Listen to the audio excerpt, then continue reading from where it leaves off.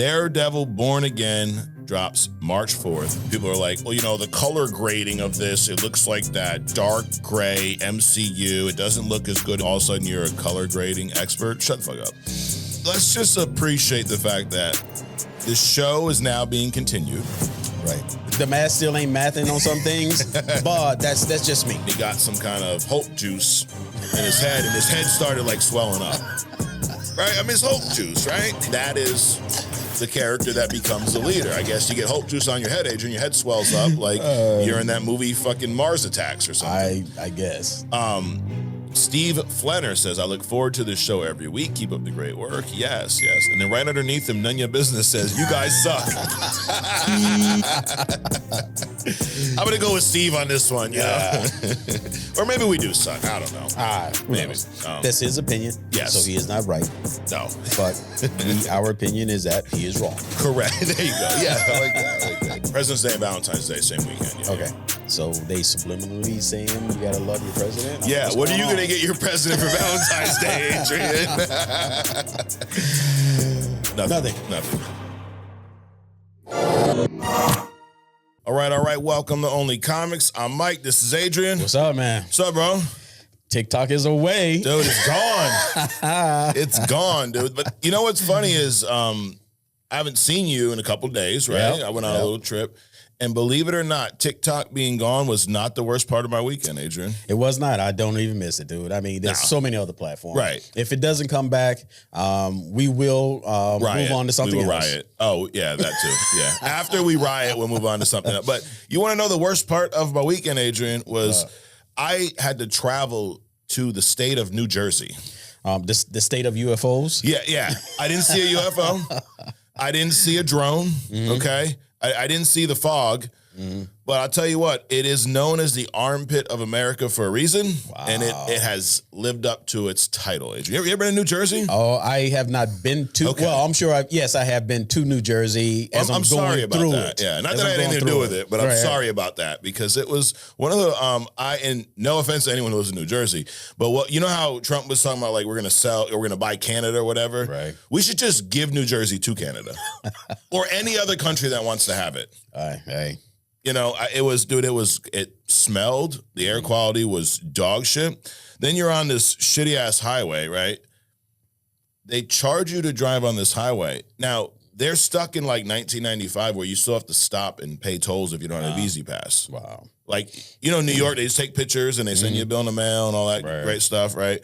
Dude, and then there's a toll like every 10 miles in South Jersey. And the way you drive, that's every, 10 or 15 seconds? Yes, absolutely. So it's stop, go. Dude, it was, I went for, you know, my daughter had a gymnastics competition. It was great. She won a few medals, the whole deal. That part was great, but it's just where it was. Like, I'd rather gone anywhere in the country, you know, but New Jersey. And that's where we unfortunately had to be. Yeah. So you had to endure some unfavorable conditions to get to the things that you actually enjoy to do. There you go. A great way of summing it up, Adrian. Yeah, that's why we're so good at what we do. Hey, that's it. Or it's one of the reasons why we're so good at what we do. Now, we are going to hop into some news and rumors. We got something a little different this week, Adrian. We're working on, there'll be a membership dropping in February, right? A lot of great feedback there. Yep. A couple things that we're toying around with. One is I do believe that with, actually, I'll say that. I'll save that for later. But we are going to be delivering another podcast, which we're kind of, the working title for it is Other Stuff. Adrian. Okay. Because this is Only Comics, where we discuss comics and only comics, right? And some other stuff. Some other stuff. So this is going to kind of be the opposite, where we discuss mostly other stuff and maybe some comics, okay? There you go. So that's going to be coming real soon. We're actually going to do a little segment this week to kind of tease that and show you what that's going to look like. But before we do that, it's later on. We have a lot of news and rumors this week, Adrian. There's a movie dropping in less than a month. There's a Captain America Brave New World, which we're going to kind of do a preview to that movie later. We saw the recent trailer. Yep. But that's not why it's in the news. Why it's in the news is this movie drops Valentine's Day weekend, or it drops on Valentine's Day, the 14th, which is also President's Day weekend, okay? Early projections show this movie should land somewhere north of $100 million at the domestic box office. Okay, so not horrible, not the best opening Marvel's ever had. It's not up there. I think Wolverine and Deadpool Wolverine, I think doubled that in their first weekend. But still, I actually, I don't know if I would call it impressive. And that's why I got you here, Adrian. I'm going to throw something at you here. So we look at these movies and we judge them, right? Is that a fair thing? Right? All, not just us, like society, fans. Everyone wants to say, the MCU's washed, it's done, it's this, they're cooked, as the kids say, Adrian. Then you got a whole nother fan base that like, no, it's not. Give it a shot. Let's see where this story ends, right? But I've said this about some movies here, maybe unfairly. I said this about Superman. If it doesn't do $1 billion, it's a failure. Sure. But I started looking at numbers, and let's be honest, most movies don't do $1 billion. So here's my question. This movie, this Captain America movie, is the second to last movie of Phase 5 in the MCU. Okay. All right? So Phase 1 through 4 were all included in the Infinity Saga. That story ends with Endgame, Far From Home. Multiverse Saga starts with Phase 5, okay? Should we be looking at this movie and judging it against some of Marvel's best movies like Endgame, Infinity War, these billion-dollar movies? Or should we be looking at this movie? This is technically the first phase of this saga. Should we be comparing this to the first phase of the MCU? No, I don't think so. Okay, where do you think we should be? What should we be using as our bar, I guess? The simple stuff. Okay. First of all, is it a good movie? Is it entertaining? Does it have a storyline? Does it engage? Does it, make me want to cry? Does it piss me off? Yep. I mean, it's got to cover the basics first as a movie before you can even start comparing it to other stuff. Got it. They're just saying like, every individual in a race represents that entire race, and that's not the case. Right. Nope. All right. So you're looking at quality of the movie over any type of box office, right? But it will be judged by its box office. Absolutely. From Marvel, from whoever. So I guess if you're in that seat, going, how do we determine if this is a financial success or not? Are you looking at it compared to those early movies, or are you looking at it compared to these later movies that were, 500 million, $1 billion? What would you use as your bar? My bar would be, does it cover my expenses, and do I get a little scratch left over? That's it. When it comes to the money, right? Now, when we say box office, we're talking about ticket sales, right? Yeah. So we got the ticket sales. That doesn't cover necessarily all the marketing that has gone into it, right? Mm-hmm. So I got to cover the production of the movie, which includes everybody's salaries, the cleaning lady, all this other kind of stuff. We got to look at distribution and rights. We got to look at the marketing piece, right? We got to look at now the streaming platform piece, so on and so forth. So, but you also got to look at the auxiliary stuff that happens. Like, do we sell a nasty bucket, Wolverine bucket, that kind of shit, right? So the merchandising is what I'm saying. Gotcha. So once you total all of that stuff up, does it leave something for me, the producer, Disney, whoever, does it leave something for us that we can call a profit? If so, then the movie is a success. Right. Because outside of that, it's a marketing vehicle. Regardless, it's a marketing vehicle. True. Whether it does good or bad, it's a marketing vehicle. Now, as far as the bank account, I mean, you got to have plus $1 or more. Sure. Beyond all these other expenses, that's my measuring stick. And like we've talked about here, it's not just recouping the budget and then it's a profit, because there's marketing dollars and things of that nature that are in there, but they don't include in the budget for whatever reason. Like whatever number the budget is, you're going to add probably another 150 million to that. Right. So I don't know if this has been confirmed, but allegedly the budget for Brave New World is somewhere between 350 and 375 million because of the amount of reshoots they've had that's added so much, allegedly. So if that's true, this movie's got to do 500-600 million.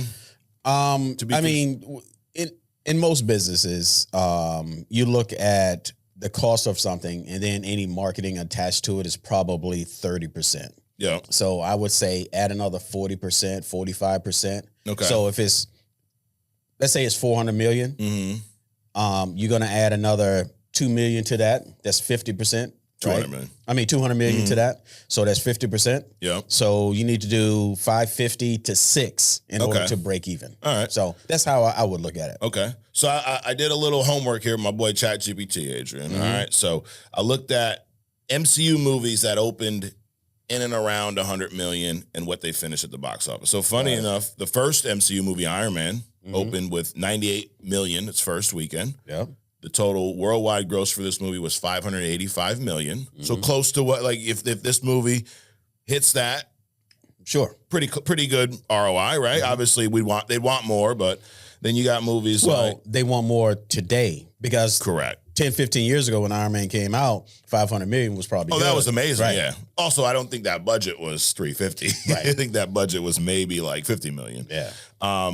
This movie is the second to last movie of Phase 5. Okay, so if we were treating this as the first phase of this saga, the second to last movie of the first phase was Captain America, the First Avenger. So the OG Cap movie, right?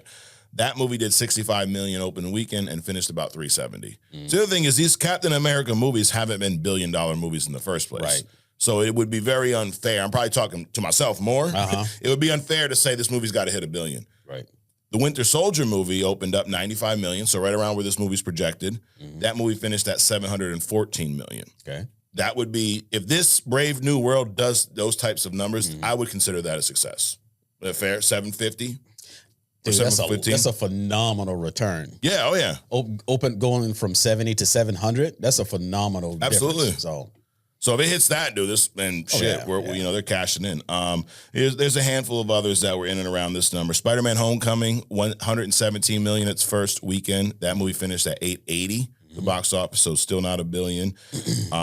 Let's see if there's anyone that. Here's one: Spider-Man: Far From Home opened at 92 million and then finished at 1.1 billion. That's impressive, right? Because that means it's a good movie. First week numbers could be fudged, not fudged, but you could buy into the hype. Oh, let me go see this. Right. But let's say I go see it and then I tell everyone the movie sucks. Right. There's going to be a handful of people that don't go see it. Right. Times 1 million people. Exactly. So this movie, Far From Home, there was a good amount of, interest early on. And then I think once word got out, it carried this movie to 1.1 billion. Right. So it's not crazy for this movie to do big numbers, but I think if it falls somewhere between, I think it's got to do over 500, but I think 500-600 million, I think that should be looked at as a success. Yeah, absolutely. Now, contrary to another film, The Joker, its opening carried it to direct to DVD. Yes, absolutely. What's funny is that even though it's not MCU, it's not on this list, believe it or not. No, not Are you all. surprised? No. I think it did about 10 million its first week. Yeah. So, I guess more of like a reset for myself. This movie doesn't need to do $1 billion. There is a lot of budget in here, but this thing projected at 100 million, I think, is a good thing for this movie. Okay, given your reevaluation of these numbers, right? Yep. Do you still think that Superman needs to hit $1 billion in order to trend set DC? No. Okay. No, I will change my stance on that, Adrian. Okay. I think that I still say what I said, and I'm just not tying a number to it. That movie will make or break the DCU.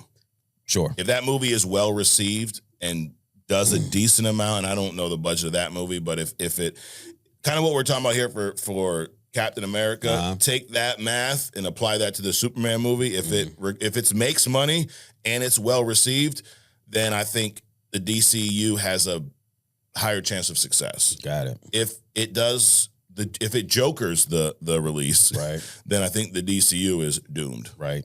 Yeah. So yeah, I think that, I guess, kind of answer my own question. I'm gonna look at this movie in the same vein as those early movies, because technically this is an early movie for this phase. Right. This is the very beginning of this story. The last movie in Phase 5 is Thunderbolts. The last movie in Phase 1 was The Avengers. So I don't say there's a lot riding on that movie. There is, but I also can't hold this movie to the same bar as like an Infinity War or a Spider-Man No Way Home. You know what I mean? This is technically it's the first of this Captain America. Sure. We can't it'd be unfair to put Captain Falcon in the same box as Steve Rogers. Absolutely. This is his first go around, you know. So we'll get into the trailer and what we thought about that a little bit later. Hugh Jackman, Adrian, there was a joke in Deadpool Wolverine, and Deadpool said they're going to make you do this till you're 90. Yeah. Sounds like they're going to make him do this till he's 90, dude. It really sounds like it. There's a My Time to Shine H is a inside scoop, you know, inside source that we've quoted here a handful of times, says that Hugh Jackman is not even close to being done and intends to play Wolverine at least for another 10 years, dude. Another 10 years. You think he can pull it off for 10 more years? Yeah. I think so. I mean, his daily regimen, I mean, he's already been doing it for 10 or 15, right? Correct. So you might as well extend it. Yep. But what people don't understand about a character that has to be in that kind of physical shape, they have to live that lifestyle off screen. Correct. For years. Right. To get that Hugh Jackman body, you have to do that every day. You just can't say, okay, well, we're going to start shooting in 6 weeks. Right. Let me get cut. No, that's a lifestyle. Yeah. And that's why a lot of people bow out, dude. Right. You know, what's his face? That played Captain America. Same thing with him. Yeah, yeah. I mean, not as intense, but still, he had to keep his body up, dude. Or Chris Hemsworth, is Thor. Chris Hemsworth, Thor, yep. I mean, he got jacked as the Thor movies went on, right? Yep. So that's one thing. As shitty as Thor: Love and Thunder was, my man was massive in that movie, dude. He was jacked. And I think, you know, with Hugh Jackman, you see that he definitely leans out when he's not playing Wolverine, but he still stays in pretty good shape. Right. And then you'll see, like, even for this movie, I think it was a year before the movie started filming, he started working out and getting prepared. Like, it takes, it's not just, they call you up, we're ready to shoot, dude. It takes months for him to get screen ready. Yeah. And that's someone who's in good shape, to your point, year round. Right. I mean, it's not like he's the Wolverine body all year round. Right. But he's definitely not relaxing to, like, you know, the Thor, when the fat Thor. Yeah. You know, he doesn't go that extreme. Correct. So he keeps his body within a range. Yep. And then he doubles down when the movie starts. Now, 10 years, that, you know, we're talking, what, 2035, and that would be after Secret Wars, and that would be into the mutant saga a little bit, you know. So how do you feel now? Forget about we're just seeing Hugh Jackman for 10 years. That's cool, but when they move from the multiversal saga to the mutant saga, right? We're thinking there's gonna be some type of reboot. Do you still think Hugh Jackman should be the MCU's Wolverine, or should they recast? I think they should recast, depending on what they're doing. Yeah. If they're doing, like, you know, the future stuff, the Old Man Logan stuff, perfection. Yep. If they doing a reboot with the younger generation, nah, it's not gonna work. Yeah, like because do you want to have Wolverine be? And I know he's an older guy, anyways, but do you want him to be this older, aged version of Wolverine with a bunch of new X-Men? No, that's another thing that they might pooch screw. Yeah. You know, they might, because they want to keep Hugh Jackman. It would be a travesty to bring in some X-Men that they never even had before. They just create a whole bunch of X-Men that nobody knows about. Right. You know, just to keep him, because you can't have a 90-year-old Wolverine with a, you know, 20-year-old Scott and Jean and, you know, all these other characters. Yep. Bro, they're all trying to go out to the club, and he's like, I got to go to sleep. It's late. I got to drink my prune juice, and I go to bed. Yep. Yes. But Jean, what you stay behind? Yeah, exactly. Yeah, it makes it even more weird, though, if he's like 90 and she's 22. Like, I don't know. That's a Bill Belichick, you know? Speaking of, the Lions lost. I know you're not a big football guy. No. The Lions lost. Fuck the Lions. I'm so glad that they lost, dude. I was so excited that Washington Commanders, they had changed the stupid name, right? Can't be called Redskins anymore, because that's going to fix everything. Anyway, that's the other stuff. Yeah. But fuck the Lions. They lost. I'm so happy. There you go. What's that have to do with this? Nothing. But if you're in Detroit, hey, if you're in Detroit, you know, all good. But if you're a Detroit fan, fuck you too. No, just kidding.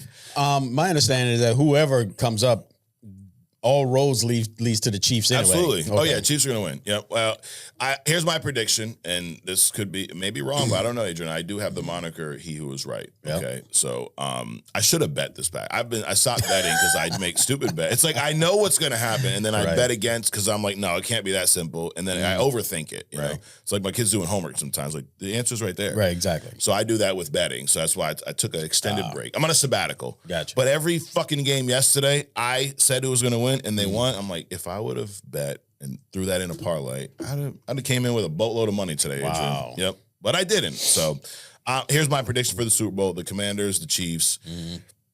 Who's going to win? Probably the Chiefs. Probably. Yeah. So what would that be for Mahomes, like 13 or something? this would be, I think it's third in a row. And I want to say he already has 3. It's maybe his 4th. And he's at a point now where he has more playoff wins than any quarterback in history at this age.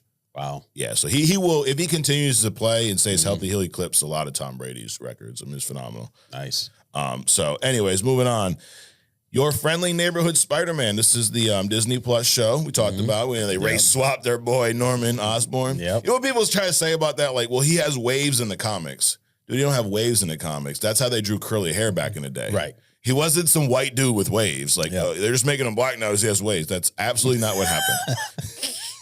They just used to draw curly hair fucking weird in the comics. They called them perms. Yeah, it looked like a damn perm. Yeah. So, no, I don't think he has waves. I still think it's weird. But here's the thing. Like, I'm not one of those where I'm not going to watch it because they did this. Right. I can say I think it's stupid. Watch it and enjoy the show. Exactly. Like Cape Crusader is a perfect example. We talked about that. It wasn't our favorite show, but it wasn't bad. No. It was pretty good, actually. I still say the female version of Penguin made no sense.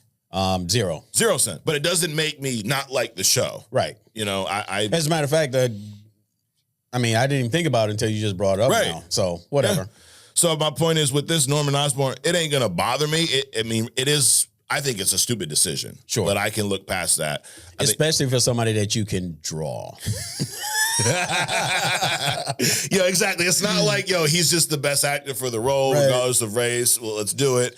Yeah, this is like, it's colors, bro. You go on your computer, and I know how the software works, bro. Do some design back in my day, Just pick the color, dude. It's right there. You have all unlimited colors, right. But anyways, this show this is where we find further proof of the fact that they're watching and listening to us, Adrian. What happened now? I've said this in the past. Disney Plus shows feel like long movies, and they should not be released weekly.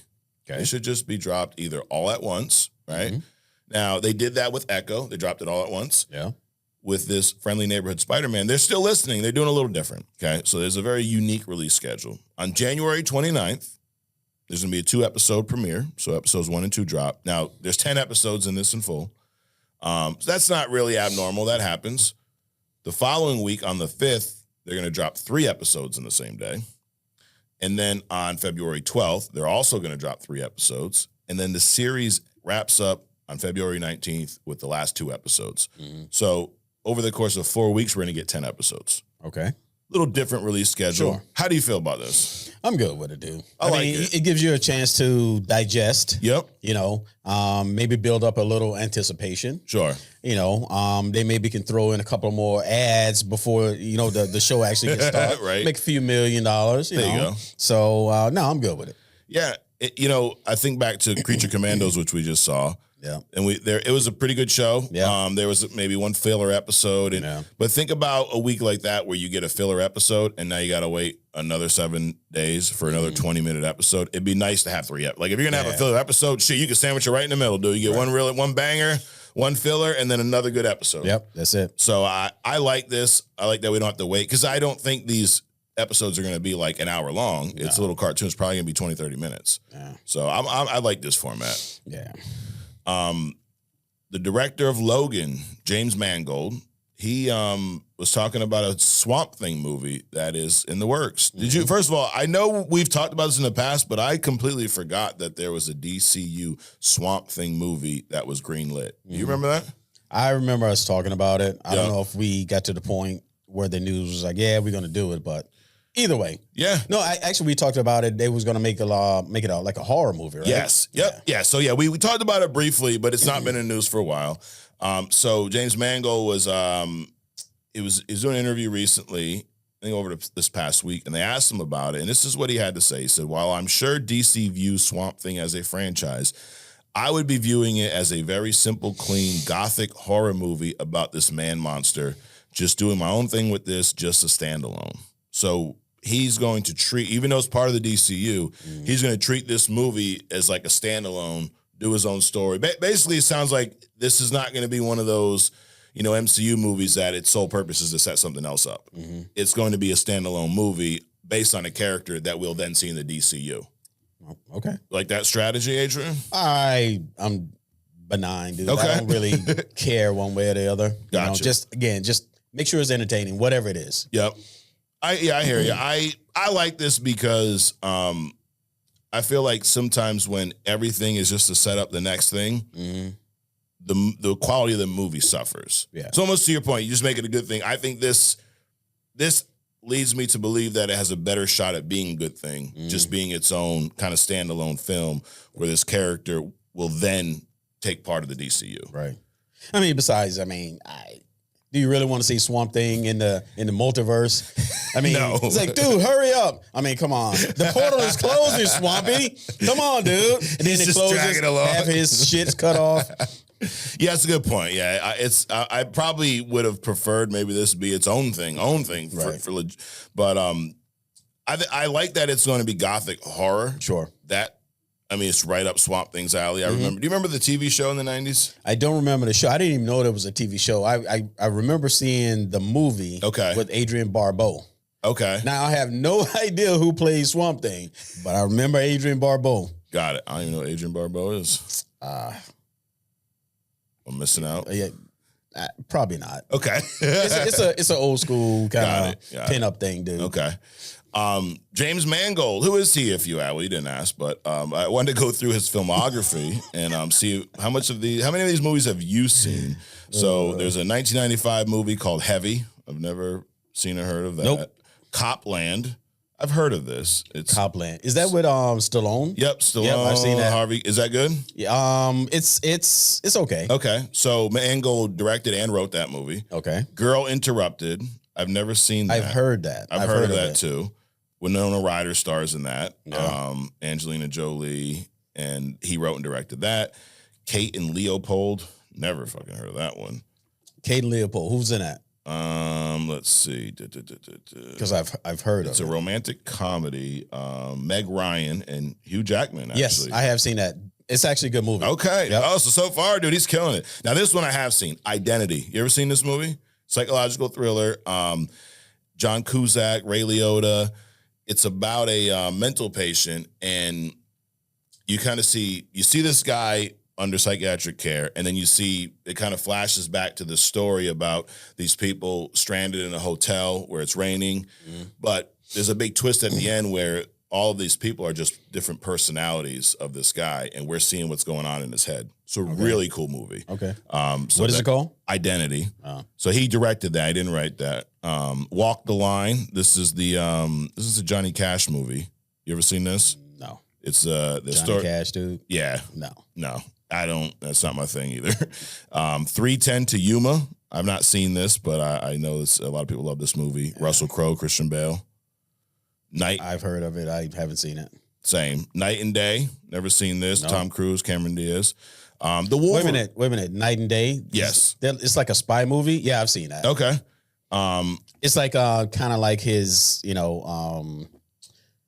all the 10,000 movies that he's doing now that I can't remember for whatever reason. Mission Impossible? Mission Impossible. Okay. It's kind of like that. Got it. And it's Tom Cruise. The Wolverine, we've all seen this, right? Which I thought was a pretty good movie. Yep. Ending was a little wacky, but for the most part. Logan, we talk about that movie all the time. So Wolverine he didn't write, he just directed. Logan he actually wrote, directed, and executive produced. Ford versus Ferrari. I've never seen this. I've seen that. Yeah, how's that? It's interesting. It's pretty cool. Matt Damon, Christian Bale, John Bernthal, Punisher up in there. He directed the Indiana Jones from 2 years ago, Dial of Destiny. Have not seen that. Me neither. and A Complete Unknown. It's a movie about Bob Dylan. Actually, that movie comes out soon. I've seen trailers for it. I don't be jamming to Bob Dylan, believe it or not. Yeah. So, but I mean, pretty good lineup of movies here. Yeah. So leads me to believe that he's probably going to do a good job with this Swamp Thing movie. Sure. So, it wasn't really on my radar, but now I'm added to the list, Adrian. I'm looking forward to it.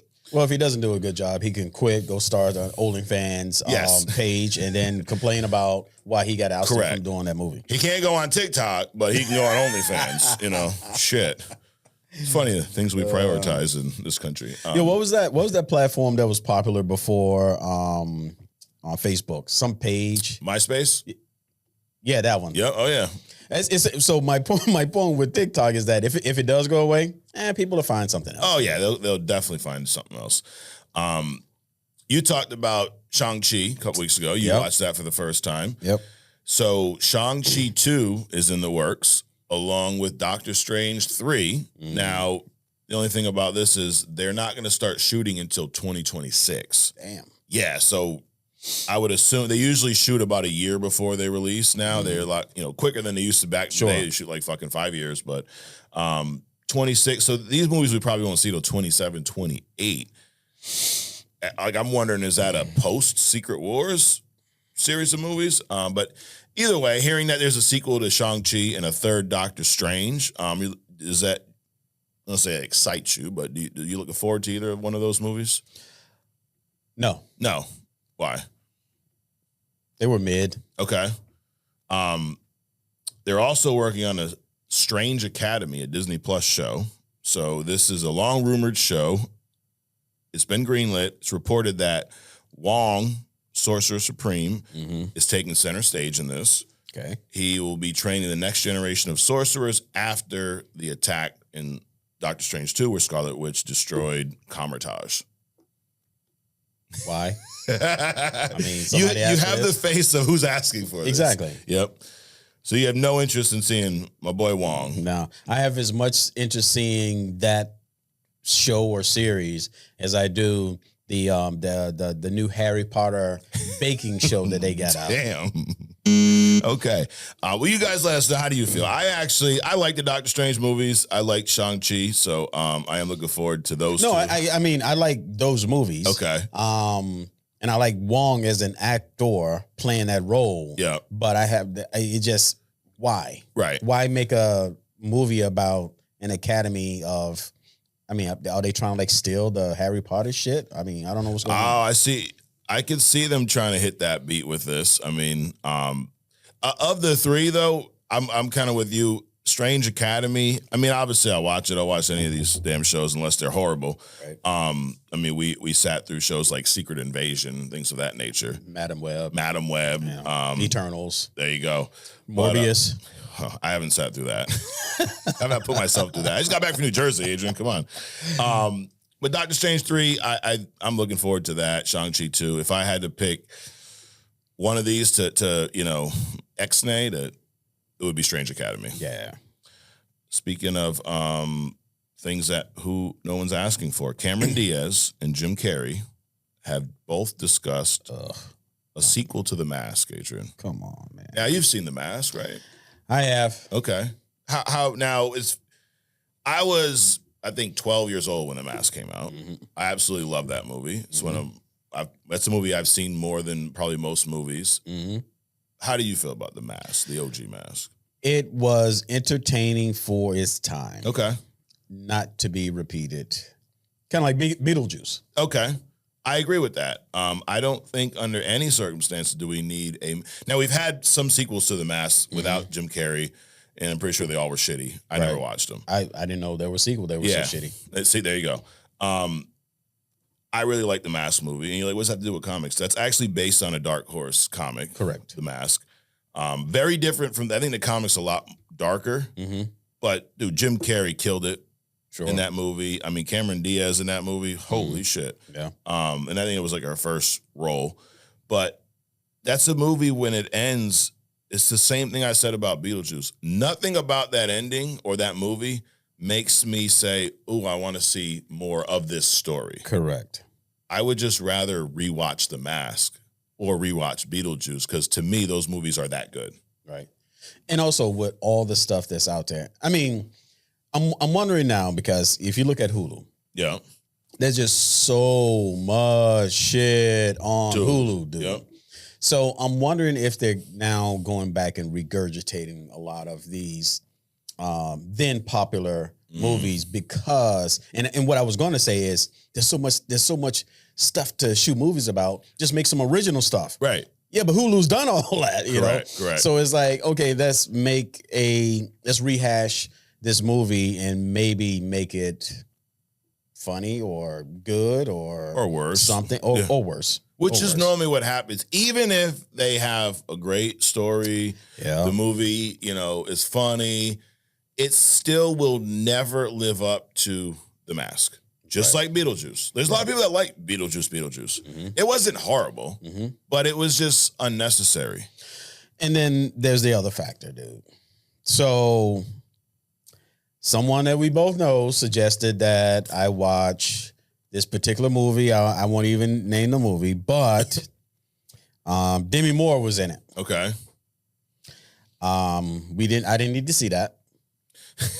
But my point is, as you get older, like a Hugh Jackman, there's a role for an older Wolverine in the comics. Right.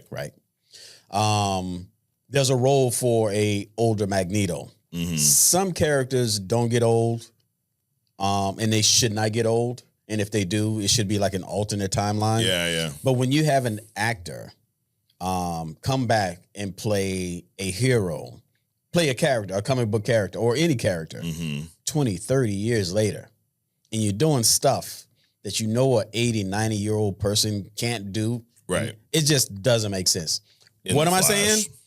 I don't need to see a 300-year-old Cameron Diaz or Jim Carrey. Right. I just don't. Yeah, no, I'm with you. And this all started because about a month ago, now Jim Carrey retired, and then he came back for Sonic 3, which is funny. It's like he was retired from Hollywood, but you make a Sonic movie, he's like, I'm back. Wait a minute, didn't Cameron Diaz retire? She retired as well too, yeah. Or she took a 10-year sabbatical. Yeah, sabbatical. And that's kind of what they both said. Like, we said retire, but it was more like retired from making movies the way we did before. Cameron Diaz wanted to just raise her kids, so she's like, I did that for 10 plus years. Sure.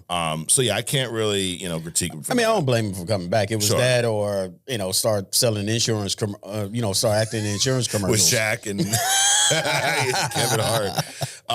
But so about a month ago, they asked Jim Carrey about this, and he said, oh, gosh, it has to be the right idea. That's what they always say. If somebody had the right idea, I guess. It's not really about the money. I joke about the money, but I never know. You can't be definite about these things. Because he's kind of joked, with the Sonic one. I came back for the money. It's like, he don't need the money. Right. You never know. But if it's the right idea, here's the thing. It's not the right idea. It's not. I don't give a fuck what kind of stories. As a massive fan, you ain't gonna find outside of Jim Carrey, you ain't gonna find a bigger fan of The Mask, Adrian, that movie. Okay, maybe there is. I'll let us know. Are you a fan of The Mask, or is it just me that's delusional about how great this movie is? But there's not a good idea. The good idea is leave The Mask alone. Exactly. You want The Mask too? Just watch The Mask 1 twice. There you go. How's that math for you? Sounds good. No, right. And then they asked Cameron Diaz about it, and she says, if Jim's on board, I've been riding those coattails from day one. So, so kind of a funny answer, right? Right. But let's just, if y'all, I know they're probably not watching, but I bet someone at their studios are watching. Sure. Yeah, we don't want The Mask 2 or whatever the fuck you're going to call this. Maybe like Beetlejuice to say the name twice, The Mask. We don't want that either. No. So yeah, just keep the original. Hey, remaster the other one if you want. Update the sound and make it in 4K. Hey, make it black and white. I don't use. I thought my jokes were bad. Wow. Nobody wants that. All right. You know what everybody does want though, Adrian? They want us to recap the news and give them thumbs up, thumbs down. So we give the people what they want here on Only Comics. Is that a true statement? I believe so. I think so. I like our show, So do I. That's the thing, when people talk shit, like, you're actually making this for ourselves, so we can watch it. Right. Anyways, for a while, we were the only ones watching, It's like, there's 2 views. I'm like, one's me, one's you. But it's not the case anymore. No. So anyways, are you ready? Let's do it. All right. Captain Falcon's first MCU movie, Captain America Brave New World, projected to open President's Day / Valentine's Day weekend with over $100 million at the domestic box office. I give that a thumbs up. Thumbs up. Okay. Hugh Jackman might really be doing this till he's 90, or at least another 10 years, playing Wolverine until he's almost 70. Right. I actually give this a thumbs down. I do. I'm gonna give it a thumbs up because I'm assuming, and that's making an ass out of me, right? I'm assuming they're gonna do something age appropriate. Okay. So This Educated fucking wish. That's what we call that, Adrian. It's educated wish. Why I'm saying thumbs down is I'd like for him to play Wolverine until Secret Wars and then hang it up. right. I don't want to see Hugh Jackman's Wolverine in the mutant saga because I hopefully they're doing away with the whole multiverse time travel shit. Just give us a nice mutant story. Gotcha. And let's cast somebody new. That makes sense. You know, I'd like to see this character a little bit more, this version. I'd like to see him interact with the Avengers and you know, Wolverine versus Hulk. I'd love it to be Hugh Jackman. Sure. But for the new saga, I want to see a new actor play Wolverine. Now, did they say that he's going to play in the new saga, or are they just going to keep him around playing Wolverine until he's 90? Yeah, they did not say necessarily he would be in the new saga, but I'm just doing the math. If he plays for another 10 years, we will be into that saga. So unless they're going to use him on some like Elseworlds, you know, like DC does type shit. So, yeah. I agree with you that, you know, if he play up until this event, and then go away. But get the fuck they out. could spin him into, you know, Hulk versus Wolverine. True. They can do, you know, future past Wolverine. Yeah, so yeah. they can do different things with that Hugh Jackman that's outside of where the direction that they're going. Yeah, true. But I'm still giving it a thumbs down, you know. Yeah. Your Friendly Neighborhood Spider-Man has a unique release schedule as all 10 episodes will be released over the course of 4 weeks on Disney+. I give that a thumbs up. Thumbs up. It's better for us viewers, you know. That's it. Logan director James Mangold says his DCU movie Swamp Thing will be a gothic horror movie that he will treat as a standalone film. I give that a thumbs up. Thumbs up. Doctor Strange 3, Shang-Chi 2 are in the works, although they won't start filming until 2026. While Strange Academy, a Disney Plus show, was greenlit by Marvel, a show centered around Wong training the next Academy of Wizards. I give it a thumbs up for the Doctor Strange and Shang-Chi too. I don't know who's. I agree with the thumbs up. I mean, and you know, keeping that actor relevant. Hey, dude, milk that thing. Because, sure. For him, so many people have stopped acting that character that they were great at and went on to do nothing. Correct. After. Absolutely. But yeah, on the Strange Academy, I'm kind of on the side of who's really asking for that. Right. But I'm also prepared to be shocked because if I asked you 10 years ago, would you believe that we're going to have 2 seasons of a show called Loki? And people will say, and you probably will be one of them, that the season 2 of Loki is probably one of the best shows Marvel has ever put out. Yep. You wouldn't have believed me. Correct. Because it's Loki. Because it's Loki. But look at what they did. So just like Thor. It's like, I mean, really? Thor? Right. Really? So I guess it will remain to be seen. You know what? If they open up with a train ride, that's going to be a problem. Damn. Yeah, or if Wong's like, you know, living under the stairs. Exactly. Cameron Diaz and Jim Carrey both open to being in a sequel to The Mask. I give that a thumbs down. Thumbs down, dude. You know who's not open to that? Me, you, a lot of the people out there. No. No. Nope. No. So that is thumbs up, thumbs down. Let us know if you agree with us. If you don't, if you're on TikTok, we're not because we live in the U.S., so we're sorry. Actually, who knows? By the time you're watching this, they may be back. Who knows? Who knows? Who knows? But so next segment, I tweaked this again, Adrian. So hold on, before you go on, I just thought about something. So inauguration or President's Day and Valentine is the same time, right? No, inauguration. Not inauguration, but President's Day and Valentine's Day, same weekend. Yeah. Okay. Yeah. So they subliminally saying you got to love your president? Yeah. What are you going to get your president for Valentine's Day, Adrian? Nothing. He can watch this show. He's probably watching too. Dude. Exactly. Yeah. If you're watching, can you get Tic Tac? Cut that out, please. They're fucking sleeping again. Tic Tac is UFO, dude. That's true. That's true. Or that breath thing. I did not see any UFOs or drones in Jersey. I was upset. What happened to about them, man? I know. They just went away. Yep.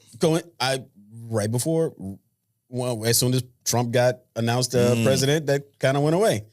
Damn. He solved the drone problem. Yeah, that was it. Definitely.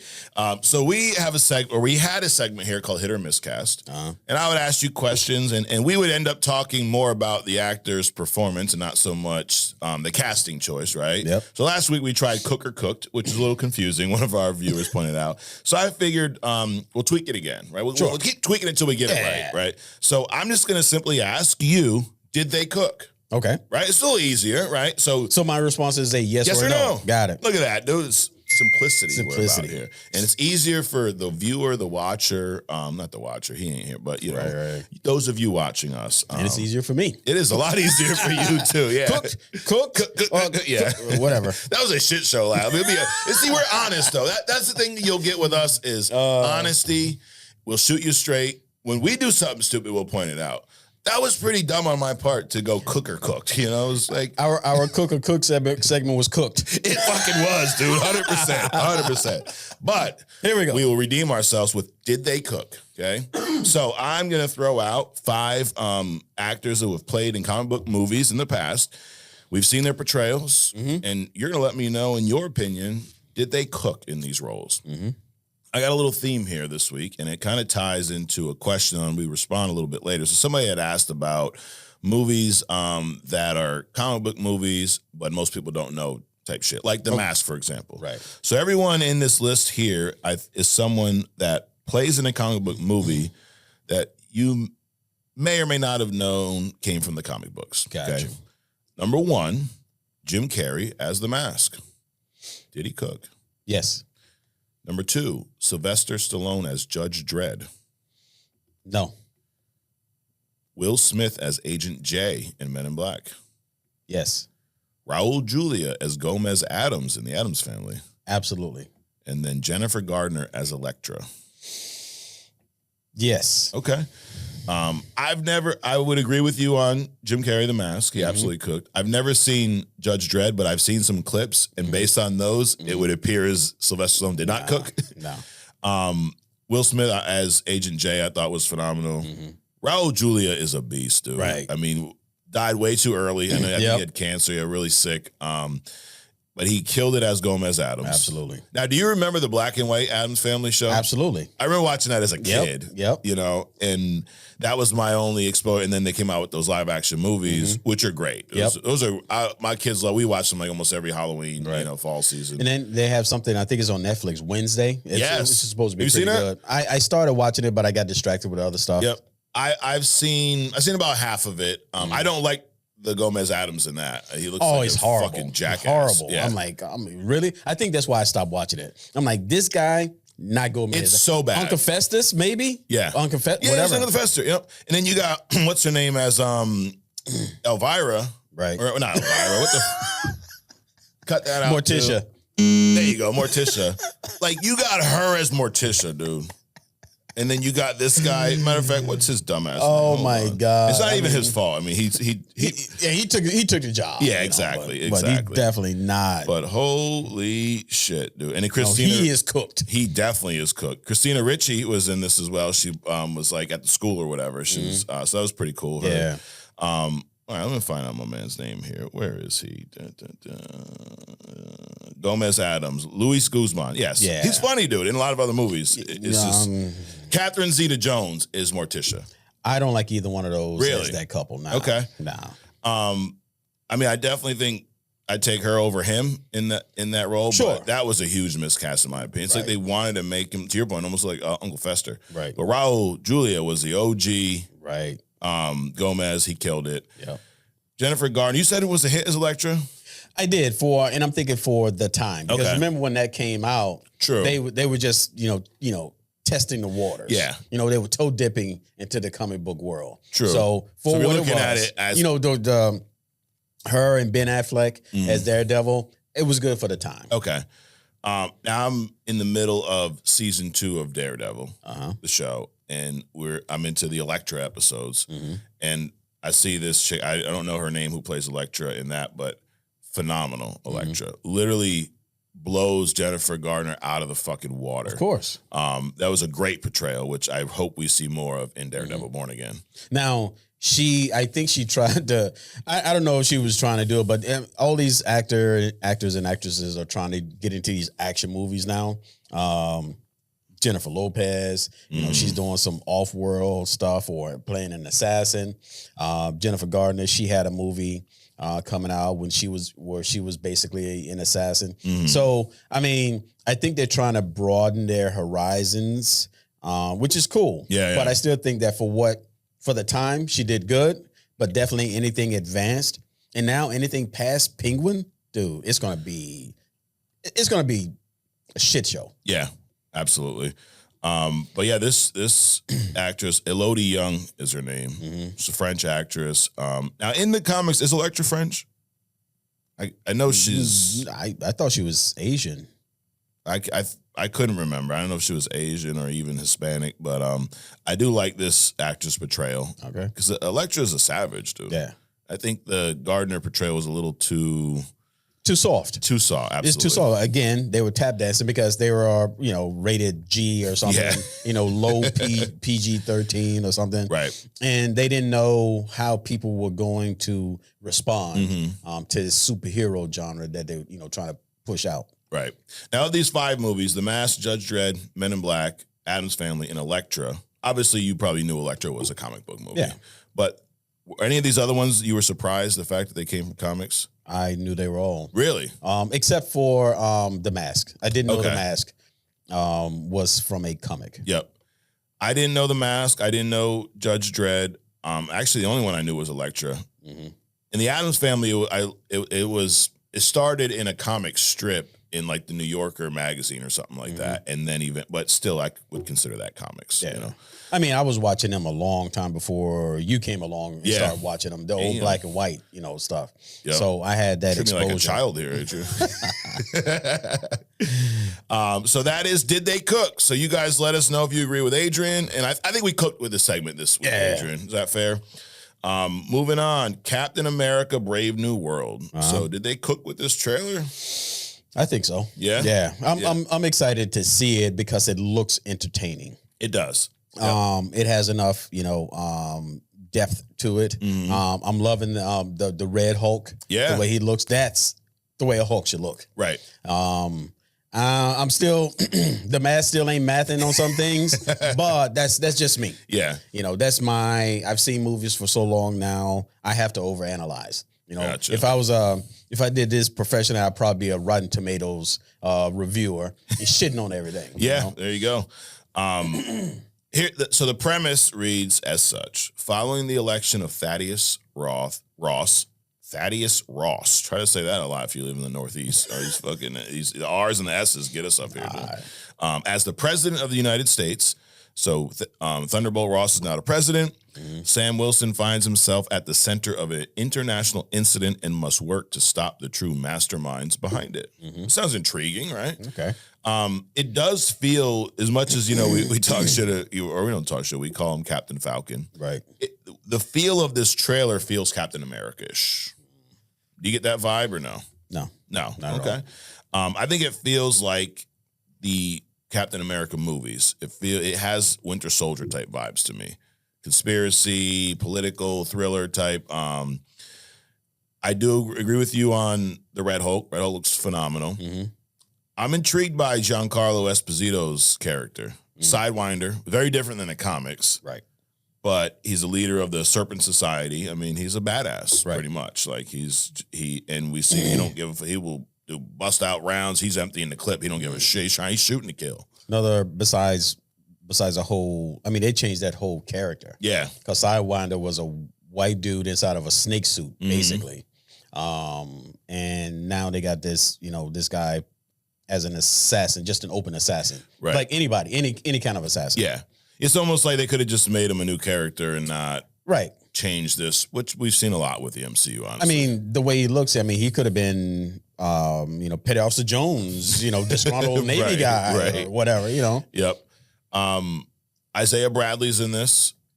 He's the old old super soldier from the Korean War, right? Black dude. I'm sorry, super soldier. I said Winter Soldier. Same difference. Well, he's controlled. He was like a Freudian slip because we did see in one of the earlier trailers where it looks like he's under mind control. Correct. They're like in the they're somewhere, and all of a sudden he's like he ain't responding to Sam anymore. Right. So it kind of looks like there's a lot of like villains in this. Yeah. You got Red Hulk, you got Sidewinder, you got Isaiah Bradley, who looks to be playing almost like the Winter Soldier in this story, right? There's also the leader. You know who the leader is? No. Comics. He's that Hulk villain with the big ass head. Oh yeah. Isn't he red? No, that's somebody else. No, I think he's greenish. But the leader, and this follows up on a plot line from the Incredible Hulk movie. So if you remember, Tim Blake Nelson played this doctor that was helping Edward Norton. Bruce Banner. Bruce Banner. Edward Norton's version of Bruce Banner in The Incredible Hulk when he was in the lab. He was the guy who was typing to him. Okay. And remember, he I know cut his head open, and then he got some kind of Hulk juice in his head, and his head started like swelling up. Right? I mean, it's Hulk juice, right?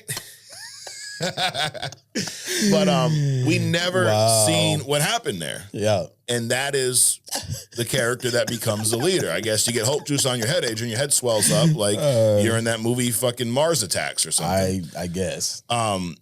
So that's another villain that's going to show Jennifer up got there. some Hulk juice on her too. Yes, she did. She definitely. Yeah, we don't want to know. Maybe they were down in Alabama, right? You know, those cousin fuckers down there. No offense to anyone who lives in Alabama at all.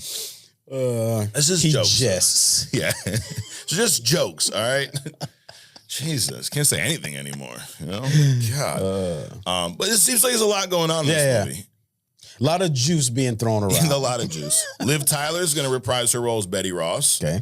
So we got all these Hulk characters with no Hulk, except Red Hulk. Yeah. But that's because, as you know, you would say they screwed the pooch with our Hulk, Adrian, our MCU Hulk. Yeah. But how do you feel about the tone that this trailer is giving off? I like it. Yeah. It looks interesting, looks exciting. Besides the whole Captain Falcon thing, I actually hope that they separate them at the end of the movie, or the next movie, because the other kid is coming in. They're talking about his suit. Everybody's talking about it. Yeah. So I'm assuming he's the newer Falcon, Joaquin Torres. Yeah. So I'm assuming that there's going to be a transition of power per se. Yeah. Which now I've watched the Winter Soldier Falcon show once. You've seen this. I vaguely remember this Joaquin Torres character in that show. He was in it when they the Cap went ape shit. Oh, yeah, U.S. agent. Yeah. He was. I did see him in that. Okay, but I remember him vaguely, and I'm almost. Is that a bad thing that he didn't stand out more, or I don't know. But I agree. I do hope we see some type of separation between the two. Another plot line that we're going to see finally followed up on is in that amazing movie Eternals. Remember that? Yep. At the end, Tiamat, whatever that big celestial is called, his hand sticks out of the earth, right? And we're just like letting that thing chill out in the ocean, and no one said anything. Now we're finally going to follow up on that. Okay. That is allegedly where adamantium will be introduced into the MCU on that island. It's like 2 steps forward, 1 step back. You don't like that? No, dude, just make the shit come from wherever it came before. Keep vibranium in Wakanda. Okay. Come on, dude. Now it's under Wakanda. It's the Namor got some, or he's trying to whatever. Okay, so you don't like it. I don't really mind. I mean, I don't even really remember the adamantium origin. I know it's a alien metal, so it's dropped here somehow, probably similar to how vibranium was. Right. So I just like that they are tying up this plot line finally with his big fucking arm sticking out. Right. Now, adamantium obviously leads to Wolverine, so this may be a crazy assumption or just question for you. Is there any shot Wolverine shows up in this? I don't know. Is that crazy? I'm just gonna. It wouldn't be crazy, right? No. But I mean, what he's gonna do? Come sniffing for adamantium? He's already got it. He's already got it. There's really no reason for him to be there. True. Now, another plot line that we've not seen followed up on in She-Hulk, there was a news article that says man with knives gets a knife or claws or something gets into a bar fight. So we do know that Wolverine does exist in the MCU. Sure. We've not seen him yet, but who knows? That could be another use for 79-year-old Wolverine. There you go. know? There you go.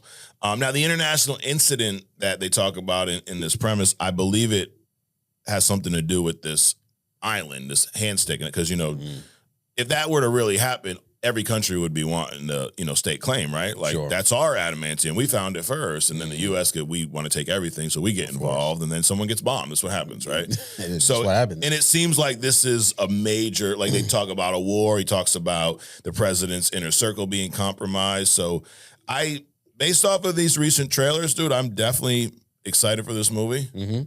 And it's also time. Like, I'm ready to have, we had Deadpool Wolverine, but I'm ready for a really good MCU movie. Yeah. I don't understand the international politics, obviously. Yep. If a tree made out of gold, we're neighbors, and a tree made out of gold grows in your yard, can I just claim it because I want it? It's your shit, right? Right. I mean, now, if the leaves cross my fence and some apples fall down, I can grab those. True. But it's your tree. So wherever this hand came up, I'm assuming, unless it's in international waters, if it's international waters, okay. If the tree grew in the street, then it's the city. Unless you climb up it and fall off it, then it's yours. But right. Anyway, I think it is. I think it's just out in the ocean somewhere. Okay. So international waters, everybody's probably fighting over it. Yeah. Got it. Which makes sense why you got him, attacking other, fighter jets and shit out in the middle of the ocean. Right. Now I know you're not big on the math yet with this suit, but these action scenes look pretty cool. Sure. It did take a lot. The whole White House blowing up, that shit. What was that? That didn't look like an explosion to me. That looks like if the Hulk threw something up. Yes. And because it was going up like that, right? So the vibe I got, you can't tell what it is, but it seems like, because they show Hulk right before that and they show them fighting, I think they at least want us to believe that the Red Hulk had something to do with that, whether it was him barreling through there, maybe he's fighting, Captain Falcon and somehow he ends up into the White House, or he threw something there, or they could be throwing us a curveball and maybe it's fucking Sidewinder just, blowing up the damn White House. Who knows? Could be. But it does seem like there's a lot going on. It does seem, it seems unpredictable, which I like. I like going to the movie and being surprised. Sure. So it does not look like it's going to be slow. No. So because of that, I'm excited about seeing it. Yeah, absolutely. And we get to see, the leader with his big ass head finally. So I can't wait for that. And oh my God, it'll suck if they make him look like Ryan Reynolds, Green Lantern, right? Yeah, let's hope it's like all crazy. It's like somebody put a bowl on his head and to shape it. It was just weird. Couple other characters that probably can't pick out of the trailer, but there's a character, Ruth Bat Seraph. She's a Israeli former Black Widow, high-ranking U.S. government official who's a close ally of Thaddeus Ross. So you got a ex-Black Widow in there. Okay. We mentioned Isaiah Bradley. There's a Secret Service agent here, the leader, and like we said, Betty Ross is returning, Thaddeus Ross's daughter, who was, in love with Bruce Banner. So we'll see what happens there. But yeah, all in all, dude, I'm looking forward to it. Drops February 14th, Valentine's Day. So what better thing to do than, take your lady to go see Captain Falcon on Valentine's Day? There you go. It seems romantic, right? Yeah, absolutely. Yeah. And then since it's President's Day weekend, you can get your President Valentine's Day present as well. Get him a Captain Falcon popcorn bowl. There you go. Absolutely. Absolutely. Next up, another preview. So we have Captain America Brave New World dropping February 14th. We talked about Your Friendly Neighborhood Spider-Man. First 2 episodes dropping January 29th. A lot of stuff right around the corner. Yep. Daredevil Born Again drops March 4th. We have no idea how the release schedule is going to work with this. I hope it's something similar. Now, these are going to be longer episodes, probably about an hour. So I guess if we're waiting a week, is it really that big a deal? Probably not. Although I'd love to just binge that show. we saw a teaser a few months ago, and then you and I watched the official trailer that dropped this past week. We haven't discussed it yet, so this is first time here. After seeing that trailer, what are your thoughts on this show? I think Wilson Fisk wants to reach across the table and strangle this dude. But I think based on the conversation, it's almost like, why aren't you still a vigilante? Yeah.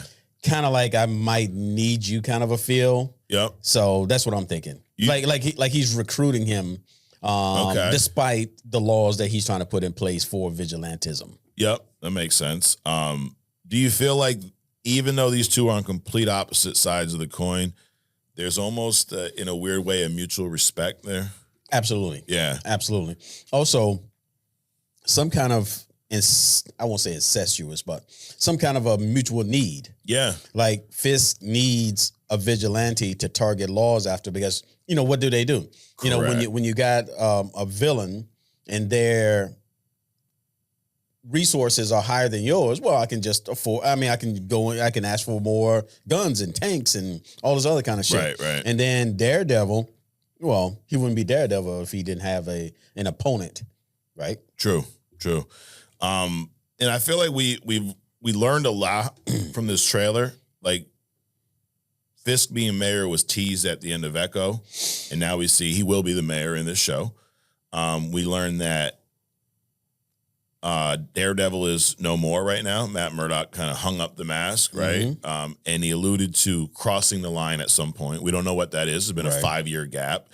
We see that Foggy got a new haircut, so he doesn't look like a fucking middle school child anymore. Right. So that's good. Karen's still there. Did Foggy get a haircut, or did they replace? No, he got a whole new Foggy. No, he looks almost completely different. Yeah. Yep. So yeah, I'm liking the new do. You know? But so we don't know what when Daredevil or when Matt Murdock says a line was crossed. Mm-hmm. We don't know. I mean, his line is like Batman's, right? He won't kill. Right. Did he kill someone on accident or on purpose? What the case was? We saw Punisher, full grown beard, kind of looking like us, dude. I think he's gonna be on the show soon, maybe. Absolutely. Yeah, we're influencing, on many platforms. But we see Punisher back at it. We see is it Bullseye, the villain from the guy with the white suit and the red eyes or whatever? Bullseye in the comics, he has like a black suit with like circles. Okay. Forehead. I think he's the one from season 3 of Daredevil, maybe. I don't remember. But so we see some interesting. But I didn't see Elektra in there. But the scene you were talking about was when they're sitting in the diner across the table and just having this. It seems like one of those big moments. Why are they there? Who knows? What business do they have with Matt Murdock not being Daredevil anymore? Right. Now, you talked about the vigilante laws and whatnot. In the comics, in Devil's Reign, that's kind of the whole premise. Fisk is the mayor, and he makes it illegal to use your superpowers for any use in public. Right. And unless you're working for him. Unless you're working for him, shutting down the other people that, typical government shit, right? Sure. So who knows if they're going to go full Devil's Reign. We've heard rumors of Spider-Man showing up in this. Either way, I'm really looking forward to this show. We see a lot of brutality in this. Oh my God. Like, dude, some of these and this is just the trailer. Right. Some of these fights already, there's a scene where, Fisk is sitting down with his wife now, and there's blood all over the wall and blood on his face, and they're just sitting down having dinner. The one, the 3 that I saw real quick was when he jumps up in the air and the guy got his leg out, he comes down on his leg. He snaps his arm, somebody's arm in two, you see. You see the blood. Yep. And then the one where the guy, he gets slammed on the floor, like head, neck, shoulder first, and he's like, it's gonna be brutal, dude. Yeah. As it should be. As it should be. So yeah, I'm looking forward to this. I saw some stupid comments online back when we had, back in the day when we had TikTok. Yeah. People are like, well, the color grading of this, it looks like that dark gray MCU. It doesn't look as good as a Dare. And people are like, all of a sudden you're a color grading expert. Shut the fuck up. Dude, let's just appreciate the fact that this show is now being continued. Right. A show that is universally loved. I've never met someone that said they didn't like that show. Right. it's being continued. And then there was a lot of stupid ideas. But I mean, early on we heard that they were going to do a reboot. Right. It would be a different version of Matt Murdock, even though Charlie Cox is playing him. Mm-hmm. We heard that he's going to replace Foggy. What's her face? Karen. And Vanessa Fisk. Right. So now we've learned that they decided against that because they realized it was stupid, you know, and they're continuing the story 5 years later, same level of brutality, but now Fisk it's Fisk and Daredevil again. Right.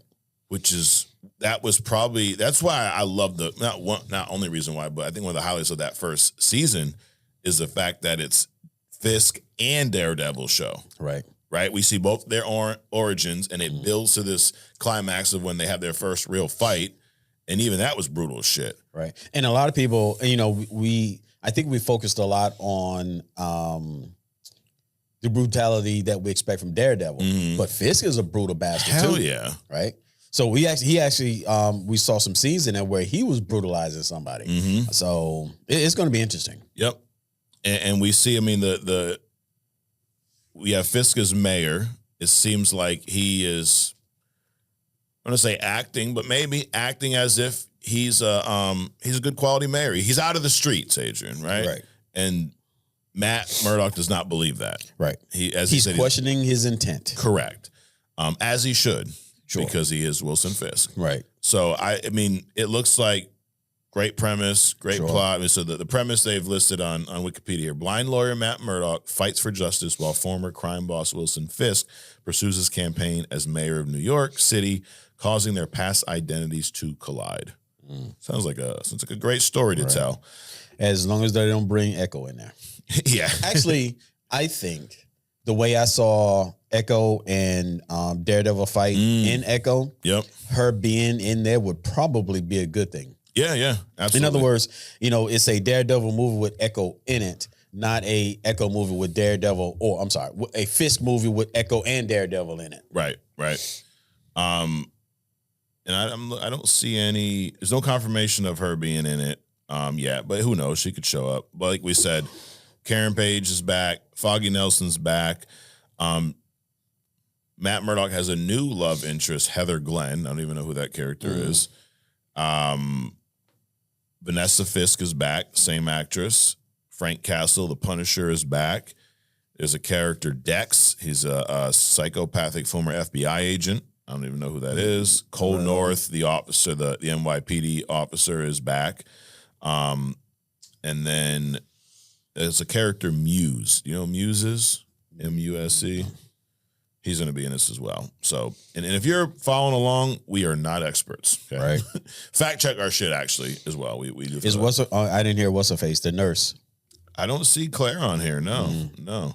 So who knows? Maybe she'll shock us. Cameo. Yeah, absolutely. But either way, looks good. Can't wait for it. March 4th, I believe. Is that what I said? 4th, 5th, one of those days. Anyways, it's in March. It drops. And looking forward to it. I am in the middle of rewatching season 2. Are you rewatching any of these before this comes out? Now that I have finished Elementary, I will be watching Daredevil. Okay, all right. So as you get through it, we'll talk about that more here. Moving on. So, actually, let me ask you this: of these two, which one are you more excited for? What's the two? Captain America: Brave New World and Daredevil: Born Again. I think you asked me this question before. Probably.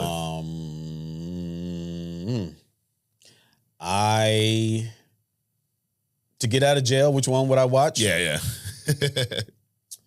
Probably Captain America. Really? And I think I said that before too. Okay. Because like I said, and as soon as I started saying this, you'll remember what I said. Because we already know what's to expect from Daredevil. Okay. We don't know what to expect from this, Captain Falcon rendition. Okay. So it's exciting. It looks exciting enough to where it'll be entertaining. But then Daredevil, we kind of know where that's going to go. Got it. I would definitely say Daredevil for almost the same reason, because I know what I'm going to get. And that's exactly the response that you gave the last time. There you go. Wow, it's like we travel back in time. That's it. Moving on. Psylocke versus Daredevil. This was a battle thrown out to us from one of our viewers a few weeks back. Oh, that's easy. It's easy? Oh, yeah. Who wins? Psylocke. Okay. I agree with that. I talked to my boy Chat again, and I wanted to share with you, Adrian, everyone watching, what ChatGPT said, okay? So first of all, strength and weaknesses. Psylocke, she's got she's telepathy, right? How do you say the word telepathic? Wow. That's not how you say that word. Telepathy. There we go. Got it. She is a telepath. She's a telepath. She wields telepathy. There you go. Telekinetic weaponry as well, Adrian. Yes. Psionic knife and sword she has. High level ninja training as well. So she's a badass. Now, telekinetic weaponry. What is that? Basically, so Sue Storm, Green Lantern, they create weapons out of nothing. Pretty much power. Got it. That. So she uses her telekinetic ability to create swords, knives, things basically out of thin air. Correct. She's a mutant, so she was born with a lot of these powers. Her weakness is that her psychic powers can be countered by those with mental defenses. Sure. Okay? So someone like a Batman who's crazy, right. Or maybe even a Superman. A trained Magneto, possibly. There you go. Right. Yep. But she can't. Traditionally, she can't be. I don't want to use invaded is a bad word. Other people can't use telepathic powers against her unless they are. You call that penetrated. No diddy. Or that. Other people can't use telepathic powers against her on a normal basis. Okay. Except if they are like highly skilled or something like that. Gotcha. Daredevil, he has a radar sense in a way, right? It compensates for him being blind. Right. He's blind, but he isn't, right? Like he's blind, but he can kind of see like sonar, radar type shit. Sure. And all of his other senses are heightened. Crazy heightened. Like he can hear your heartbeat. He can hear what's happening fucking upstairs, He's peak human agility. He's a master martial artist, right? And as ChatGPT put it, hyper-attuned senses. Yep. Very good vocabulary there from Chat, Weaknesses, he's vulnerable to intense sensory overload. Yep. Okay. Because he can hear everything times 10. So like that high-pitched noise that fucks with Venom would probably also mess with him, Sure. right? And he lacks a direct defense against psychic attacks. There you go. So he doesn't have that mental toughness as someone like a Batman. Is that fair? Sure. That level. Like, obviously, he's insanely mentally tough, but so stealth versus his senses, right? It would her ninja training versus his radar sense. He could detect her, but she could use her psychic abilities to throw him off. I would say that their fighting skills is on par with each other. Okay. Let's just call that. Got it. Outside of that, she's still destroying. Yep. Because she also has the ability, the invisible stuff doesn't work with him, right? But she can, illusion. Now, I don't know how you can affect him with illusion, because typically that's something that you have to see. But either way. But if it's at the psychic level, she can create illusions in his own head. Right. So one of the simpler, less powerful tools in her tool chest, she can take care of Daredevil. Just convince him that he's walking along the street. So she can start fucking with him before they even get to the street corner. Got it. Right? Yep. Making him think that he's in something else, and when he's actually walking in front of a truck. Right. And last time I checked, he's not impact proof. Correct. And even we're not even talking about her psychic blades that she can use. So yeah, martial arts, so they're probably, like you said, pretty close, right? It'd be good at fight. Sure. But she starts whipping out these, psychic blades on his ass. Right. He's fucked. Right. He's cooked. Now, that's just her as this character, right? Yeah. She's also the younger sister of the guy that plays Captain Britain. She's kind of royal. That's right. So that gives her a whole different power set, right? Now, if she shows up, if we're talking fully armored, because the Captain Britain suit gives her powers, right?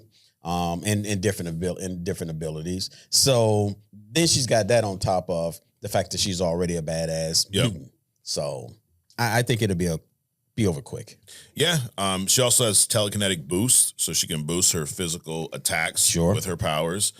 Now Daredevil, he's got his radar senses, right? He's got enhanced senses, his martial, but it's really just he's just an enhanced human, right? Versus he's an enhanced Batman, basically. There you go, without all the utility belts and the money and the looks and Lucius and the ability to see everything and the ability to see, so all those other things. Right.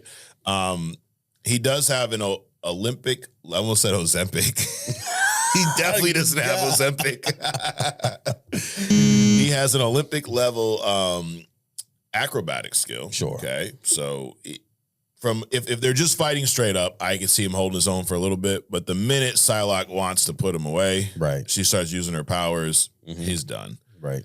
I didn't know that she was Captain Britain's twin sister until doing this research here.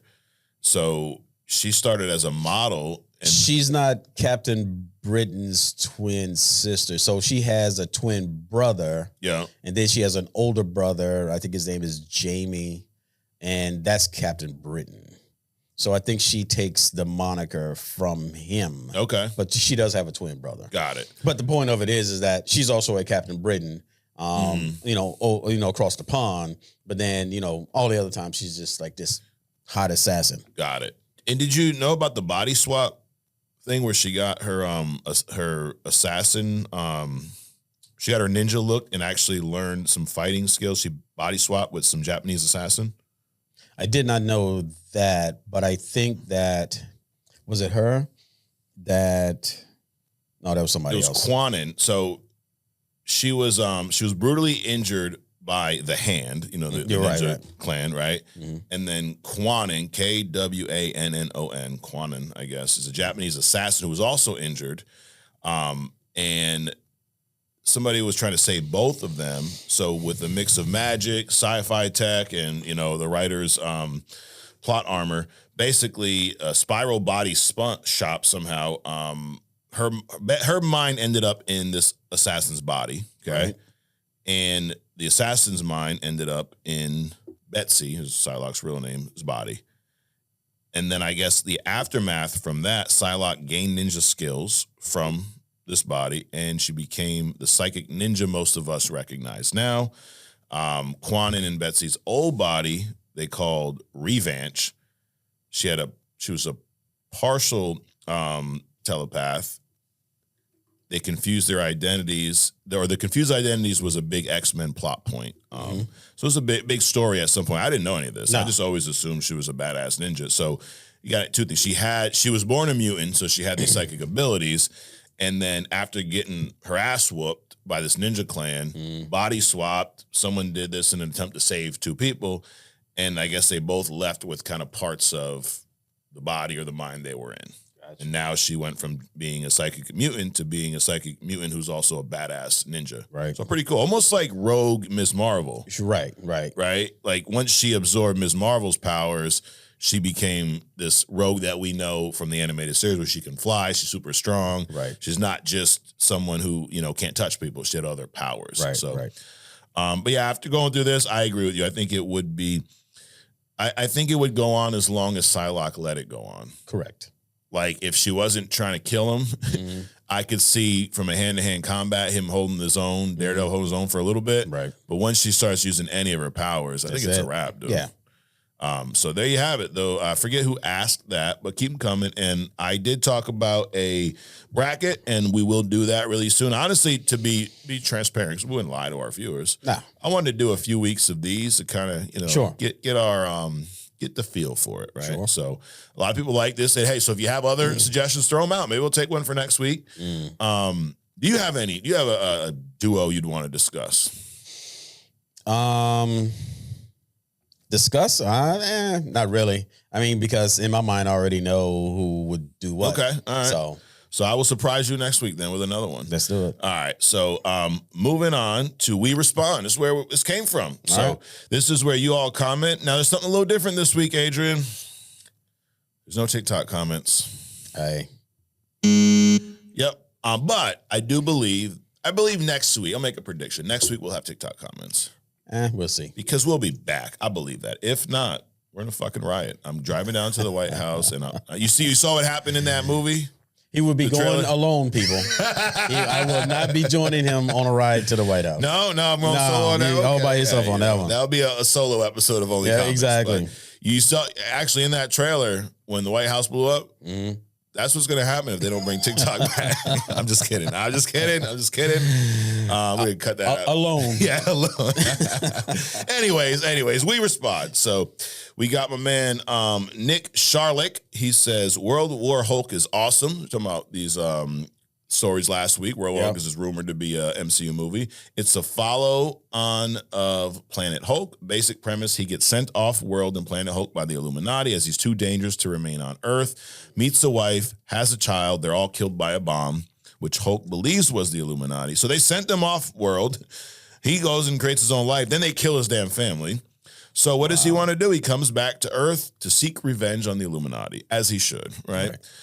Could be the perfect way to get the real Hulk and do away with the Smart Hulk bullshit. I agree with that. You send Smart Hulk off world for some reason, right? He creates a family, which we saw he did because at the end of was it She-Hulk? One of those shows, his son shows up at the end. It was She-Hulk.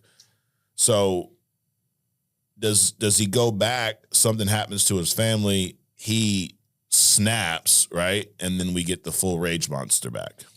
Well, don't you need the Smart Hulk to get back to Earth first, and then go dumb Hulk or Rage Hulk? Right now, Smart Hulk's in Earth because he was in She-Hulk and all that. Yeah. So we got to send him off Earth again. No, I'm saying once they send him off and he has this family, he's on another planet. Yes, right.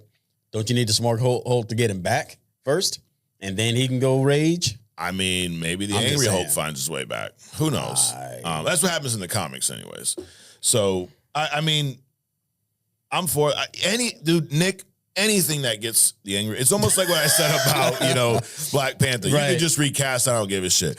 Dude, if after Brave New World, the Angry Hulk just shows up, you don't have to explain it to me. Exactly. That's how bad the Smart Hulk is. Don't even explain it. Just fucking switch it and keep it moving. Right. And don't have Ruffalo playing either.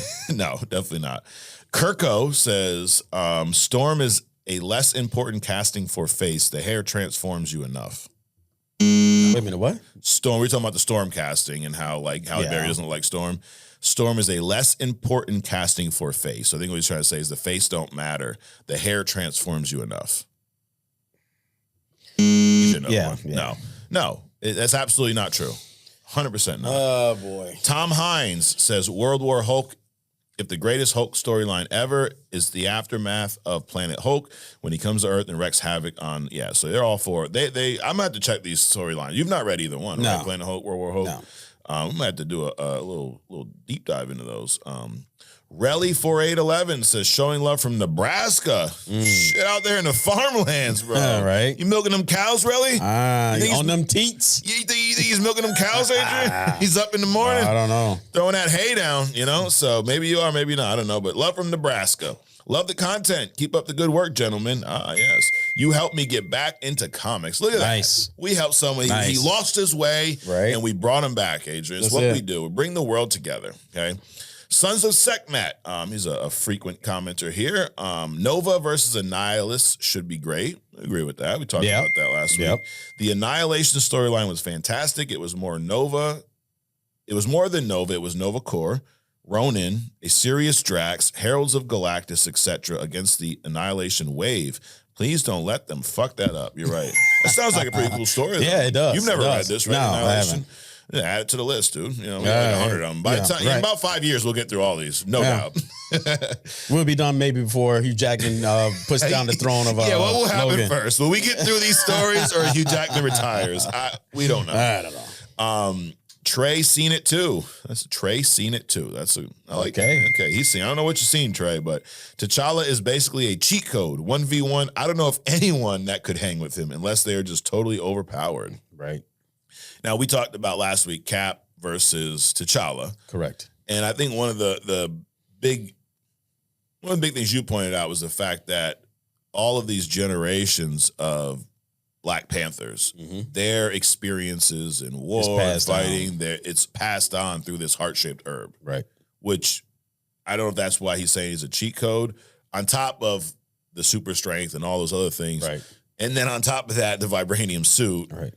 I think he is kind of a cheat code, dude. Sure. There's probably a small list of people that could get him in a one-on-one. Yeah. Is anyone that comes to mind for you? Dude, I mean, the first thing that comes up, most people, the Hulk. Oh, the Hulk can get him. I don't know. His speed will keep him out of the path of Hulk for the most part. Right. And the vibranium claws will fuck Hulk up a lot. Sure, yeah. I mean, it'll be a long battle. Yeah, it ain't gonna be over Definitely. quick. Right. I mean, if the Hulk ever gets his hands on him, I mean, Yep. it's a simple separation. Upper torso from the bottom kind of a thing. But you got to get there. So, off the top of my head, dude. There's no one that just like flat out like, oh, no question he would, I don't think so. I mean, what about a Scarlet Witch, a Dark Phoenix, some of those? You would need someone of that level. Yeah, you would need somebody that could just like wipe him out, snipe him. Correct. Close combat, and not too many people. Long distance, there's plenty of those. Right. Mike Tyson, maybe? No. No? Might get distracted by the snot coming out of his nose. Bro Man Williams is back. What's up, Mike and Adrian? As your world heavyweight only comics champ. Yes. Nice. I have to say, I finally watched The Penguin. Okay. And Oz better count his fucking days for what he did to Victor. Yes. He says he's a real POS. That stands for piece of shit for those of y'all that are not on the end, I never wanted to jump through a screen more than that moment. I hope this is good. I hope Battinson knocks the waddle out of his bitch ass. Wow. Yes. See, that makes a good movie. When Yeah. you're that passionate about something. Right. If it's pissing you off, you're crying, you want to kill that bitch, any of that. Right. That's a good movie. And you know what you should do when people are that excited about something? Push it back another fucking year. You can't tell I'm still upset about that. But anyways, a little bit. yeah, he says, already I'm subscribing as soon as it's available. My man, will be available in February, bro. And also I smoke with my boss on break so I won't get fired, so your boy is good. All right, yo. You know what? That's all. He's going to keep commenting. He's going to keep smoking, and he's not going to get fired because his boss is down with it. Dude, bro, man, you really is God mode. You really are, bro. CMC says, the answer to the question is no. Okay. Not when you miscast Reed Richards and Johnny Storm. Oh, so I had asked last week, can Marvel finally make a good Fantastic Four movie? Because you and I revisited the first one. Right. I watched the first three, and we've determined that none of those would be ever confused as good movies. Correct. Right? So he says no, because they miscasted Reed Richards, Johnny Storm. They gender bend Silver Surfer, and the filmmakers involved are mid. If they kept John Krasinski and got Emily Blunt as Sue and someone else as Johnny, would have been perfect, blah, blah, blah. My thing was, how can you judge the casting choices before you see their portrayals, right? So, like, I'm still not feeling this guy as Reed Richards. Pedro Pascal. Yeah. Pedro Pascal. Because of his look or because of his acting ability that you've seen in other movies or shows? The look. The look, okay. It's wholly based on the look. Now, pretty much anybody can play Sue, as far as the look is concerned. Okay. And Johnny. Yes. The thing they got to get right, Reed Richards, they got to get right. Now, as far as the look is concerned. Now, the acting, that's a whole different thing. Yeah. We had the look with, the Cara Danvers. Yeah. As far as a body in the suit. Sure. The acting part, not so much, So, now, and that's what I mean. You've seen Pedro Pascal in a handful of things, right? Yep. Like you've seen The Last of Us, the Max show. I have seen that in a lot of Corona commercials. Yes, yeah. Lately. He definitely plays someone who is drinking Corona in those Right. Corona. Yeah, I wouldn't be confused by that. I think he nailed that. Now he plays in The Mandalorian. He plays the main character there. Now he's in a bucket the whole time, right? Sure. What else have we seen Pedro Pascal in? He's just his face is just one of those that does not translate into anything. Okay. I don't know if I'm making sense. It's just he's in my mind, his face is typecast. Gotcha. And he just can't play any kind of role. Not when I say that, he can't look the part of any role. He can play any role. Yeah. I agree. You know, the acting is very good. The appearance, not so much. Got it. He was in Game of Thrones in season 4. Yeah. I missed that. Oberyn Martell, I guess. I've never seen the show, so it'd be lost on me. He was in The Equalizer 2. I've not seen those movies. He's in a handful of things. I think he's gonna do. I think he has the acting ability to nail this role. Mm. Sure, the acting ability. Yeah. Even Krasinski was borderline. Yes. To me. Okay. As Reed Richards. The look. The look. A lot of people, they glaze out. Oh my God, just bring him back. He's so great.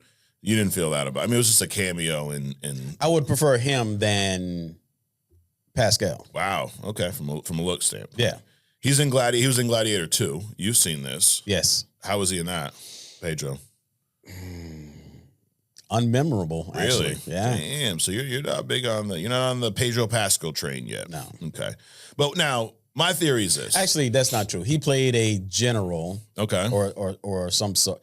And he would go and win all these wars and he would come back, but he wanted to change the Senate. Mm-hmm. And he was in the process of doing that and got hijacked pretty much. So, anybody could have played the role. Okay. So. Got it. But it wasn't horrible. No. And I liked him in The Last of Us. That movie, yes. Now, you never played the game. No. So here's why I have faith in this casting choice. Because what a lot of people are saying right now about him playing Reed Richards, I've played The Last of Us a handful of times. Mm-hmm. And when I first heard that he was playing Joel, I didn't see it either. Like, he don't really look the part. Now, they did enough to get him to look close, but it was more about, can he embody that character? Because that game is known as one of the greatest games of all time. And mainly the gameplay is the gameplay. It's not anything that was groundbreaking from that standpoint, but it was the story and the visual and the game played as like a movie. Mm-hmm. You know, that's how good the story was. You were hooked. And I will say that seeing him in The Last of Us, he was able to embody that character, Joel, from the game, even though he didn't look identical to him, it felt like Joel. So the fact that he has range, because that's not like a typecast. That's not like other roles he's played. Right. You know, so I think he will do a good job just based off his acting ability. I do agree with the look, and I just always go back to Heath Ledger. The shit people are saying about Pedro Pascal here, they said worse about Heath Ledger when he was casted as Joker. He looks, oh God, he's the one from Brokeback Mountain. He don't look like no Joker. He's not even a good actor. Why would they pick him? They should have brought Jack Nicholson back. And then the movie came out. You know what everyone did collectively? They shut what we call the fuck up because my man killed it, you know? So. He did kill it. Right? But I had heard none of that before the movie came out. I just saw the movie. Yeah. So I wasn't privy to Keith. Because we didn't have only comics then. You know? I would have told you about it, Adrian, but we weren't doing this for some reason. So, so I'm going to go, CMC. And then I actually responded to him like, dude, people said the same thing about Heath Ledger. They said it about Robert Downey Jr. as Tony Stark. Right. That ain't going to work. He goes, I've seen enough of Pedro to the point I don't want to see him act for another 10 years. I'm tired of him. Plus, he's too old at this point. I don't want Grandpa Reed. The dude acts the same in everything. So I don't agree with that last part. He's a little older. Yeah. But, I mean, this is also a Reed Richards who already has kids and things like that. So is it... I'm interested in seeing the movie, and then I might change my mind after. Okay. Who knows? Maybe it wins me over. All right. Remains to be seen. Right. You will find out here, though, on Only Comics. Yes. I just... Hopefully he doesn't have that dead-eyed soul like Brie Larson. Yeah, we're good on that. That dude Pablo's back. He says, another great show. Appreciate the dings for the previous comments. Well, you know what? That means we agreed with you. Yeah. Curious if either of you have watched Harley Quinn. It's not all that great, but I'm hopefully optimistic for season 5. I enjoy the fact that it doesn't take itself seriously. The Harley Quinn cartoon on Max. Have you seen With this? Ivy? Yes. I started watching it. I have to usher the kids out of the room every once in a while. Definitely, yeah. But yeah, it's entertaining, but I haven't gotten back to it. Okay, you've seen what, like the first season? Not even. I haven't seen episodes? the whole. It's just a couple episodes from the first season. I watched like some of the first episode. Kind of the same. It definitely was cool, enjoyable. Right. Not something you can watch when the whole family's around. Right. And it didn't grasp me like, ooh, I have to see this. Right. It's kind of like, dude, if I got nothing else to watch and I ain't ready to fall asleep, maybe I'll put something on, and that could be one. So I wasn't like, it didn't grasp me. It was entertaining. Sure. But it was kind of one of those like, why do we have this? Well, I mean, especially that. But I think that was probably created off of the success of Margot Kidder playing Harley Quinn. Margot Robbie? What did I say? What, Kidder? Margot?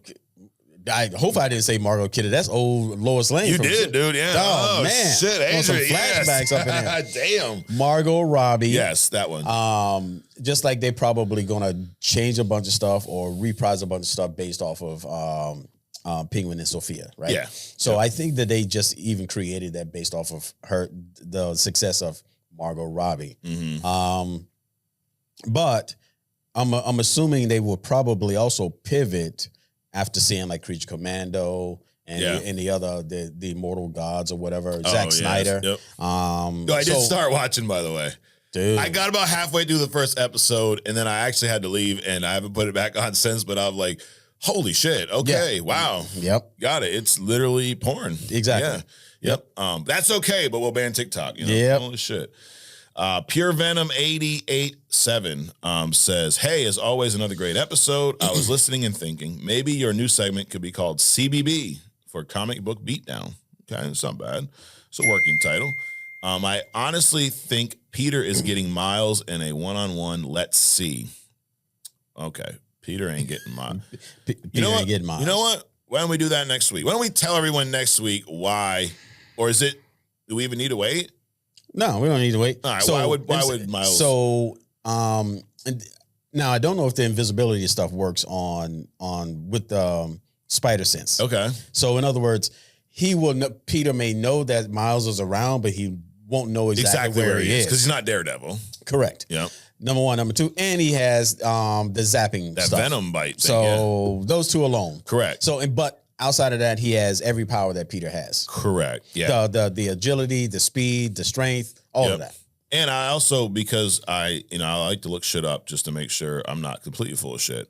I think they fought like 10 times in the comics, and Miles was undefeated. Right. Matter of fact, when they first met, I think Miles beat his ass and brought Peter to Nick Fury. Like, hey, look. So yeah, it would happen so quick. Like we said, being a post credit scene, dude. He also says name Straight to DVD. There you go. Name for your followers. Interns, he says. Interns. That's it. They're the interns, Adrian. There we go. And then he says, I'll send the coffee. You don't have to send the coffee. And what you got to do is in February, when we launch this membership, this Only Comic Squad, just subscribe. That's all. There you go. Akeem Amor. He's here every week. Gotta agree with Adrian. Love, Death, and Robots was an excellent show. Yes. Okay, you said that. I feel like it was the animated version of Black Mirror. Wow. That's a perfect comparison. Okay, look at that, Akeem. And because of it, they were able to tell more in-depth visuals because it was animated. Right. This is the one that's on what platform? I think it's Netflix. Okay. And there's 2 seasons. Like some of them are like real silly. Yeah. But the ones that you get to that are real good, they're real good. And is it like Black Mirror where every episode's kind of its own story, or are they connected? It's exactly like that. Wow. Every episode is, you'll go from like a cartoon in space kind of a thing with rats eating up a barn, and they got to bring in these rat Terminator things to some other world fighting to some stripper. She sees something and somebody's trying to. It's crazy, dude. It's just every episode every section of it is completely different. than the other one. It's almost like also you can compare it to a Disney's What If. What If? Okay. Right. Got it. I'll have to check that out. Ryan Tricky's back. He says, I had a feeling I'd get a buzz from my thoughts on The Thing being the best part of the 2005. Yes. Yeah. You get another one, by the way. Let me say that shit. What's wrong with you, Ryan? Jesus. They do need to make a better version of The Thing, though. Yeah, let's hope, dude. If they can do like a Red Hulk like this, they need to do The Thing proper. Yep. I mean, The Thing isn't as big as the Hulk, right? But they could do better than 5'6", guy or whatever. But I would say in the 2015 Fantastic Four, that kind of weird dark one, right? The way the Thing looked in that was great. Okay. He was bigger, not too big, and it was done in CGI, but it was done right, done well. So if they do something similar to that in this Fantastic Four First Steps, I'd be down with it. So he says that the cool thing about opinions, he goes, especially after hearing your reviews during the podcast, that's the cool thing about opinions. That's true, Ryan. You can have your opinion, and it can be wrong, and that's okay. But it can't be wrong. It's your opinion. I can disagree. I'll counter your thoughts on Jessica Alba as your discussions of race-swapping characters. Isn't she part Mexican? I'm not mad about the casting. She was good, but hasn't Sue Storm always been white? Another great podcast. I'm looking forward to the tournament matchups. Okay, so here's the thing with that.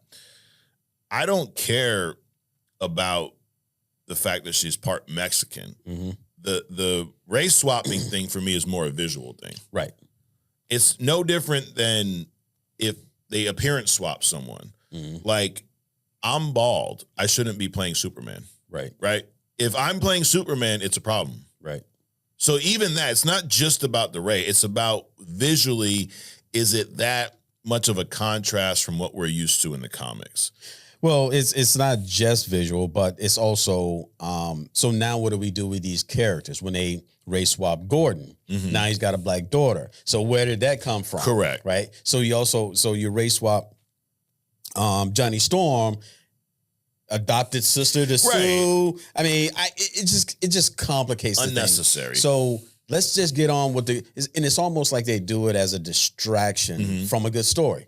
Right. So we're gonna make a shitty movie, but we're gonna race swap it so everybody focuses on it. It's bullshit. Right. It's like the Snow White casting. We heard that the actress is Hispanic. Right. I got no issues with that. She looks like Snow White. Right. She has pale skin, whether that's makeup. She has pale skin, black hair, and her face is round like the Snow White. Like, she looks like Snow White. Right. I have no issue with that. And this is just a theory. Yeah. But the Greys, the aliens, they're us in the future. Everybody's fucking dude. So everybody has some of everything in them at this point. So a little bit of Mexican in there, you still look white, then you're probably going to go with the white. Correct. I'm just saying. Yeah. It's not like they took Halle Berry and made her Sue Storm. You know what I mean? Like, whatever. It's more about, do they look like Pedro Pascal, perfect example. Right. He's Chilean. He's not white. No. Reed Richards is white. But Pedro Pascal is also, from a complexion standpoint, could play any type of cat, right? He played Joel, who is white dude from Texas. You know, I don't look at it's more about it's visual, definitely visual for me. So nope, you get another one. I'm sorry, but we love you, dude. It's okay. It's all right. It's all love. And love is a strong word. It is a strong word. Anxiety Eater. He's back every week here. Anxiety Eater. I am excited to hear more about the second podcast. Oh, well, you're gonna get a little taste today. It's called Other Stuff. Would love a segment where you guys review non-comic movies. Oh shit, look at that. So we would do a lot of comic movies here. On Other Stuff, we would talk about a movie that's not a comic movie. How about Wolverine versus Thor? Since they've both been in separate fights against Hulk. As always, a great show. So Wolverine, Hulk is a movie a lot of people have talked about. Right. Wolverine versus Thor. How would that go? I think Thor would whip his ass, dude.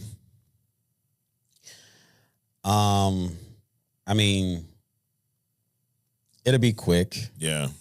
I mean, because there's a lot. It's just a lot of stuff. Right. I mean, Thor, he outclass him with the strength, the height, the weight.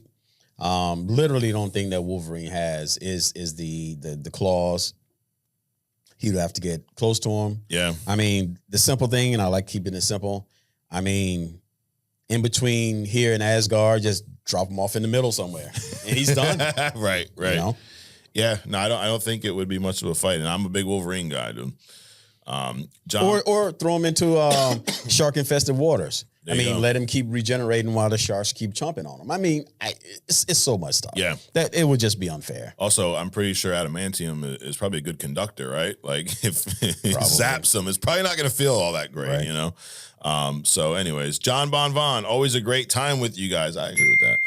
I don't have people to talk with about our world, so this helps my mental state every week. We're improving mental health across the world, and they want to ban TikTok.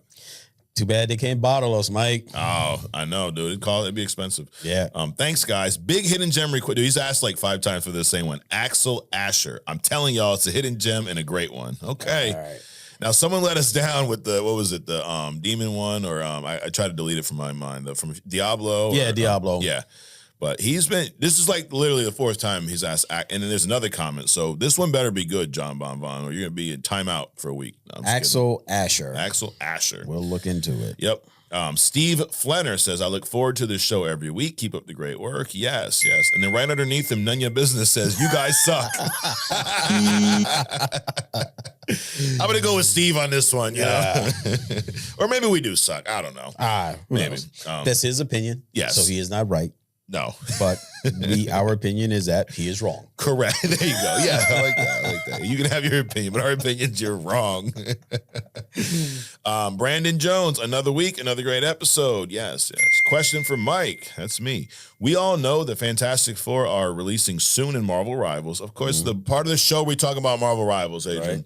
If you had to pick 5 characters to be brought into the game, who would they be? Ooh.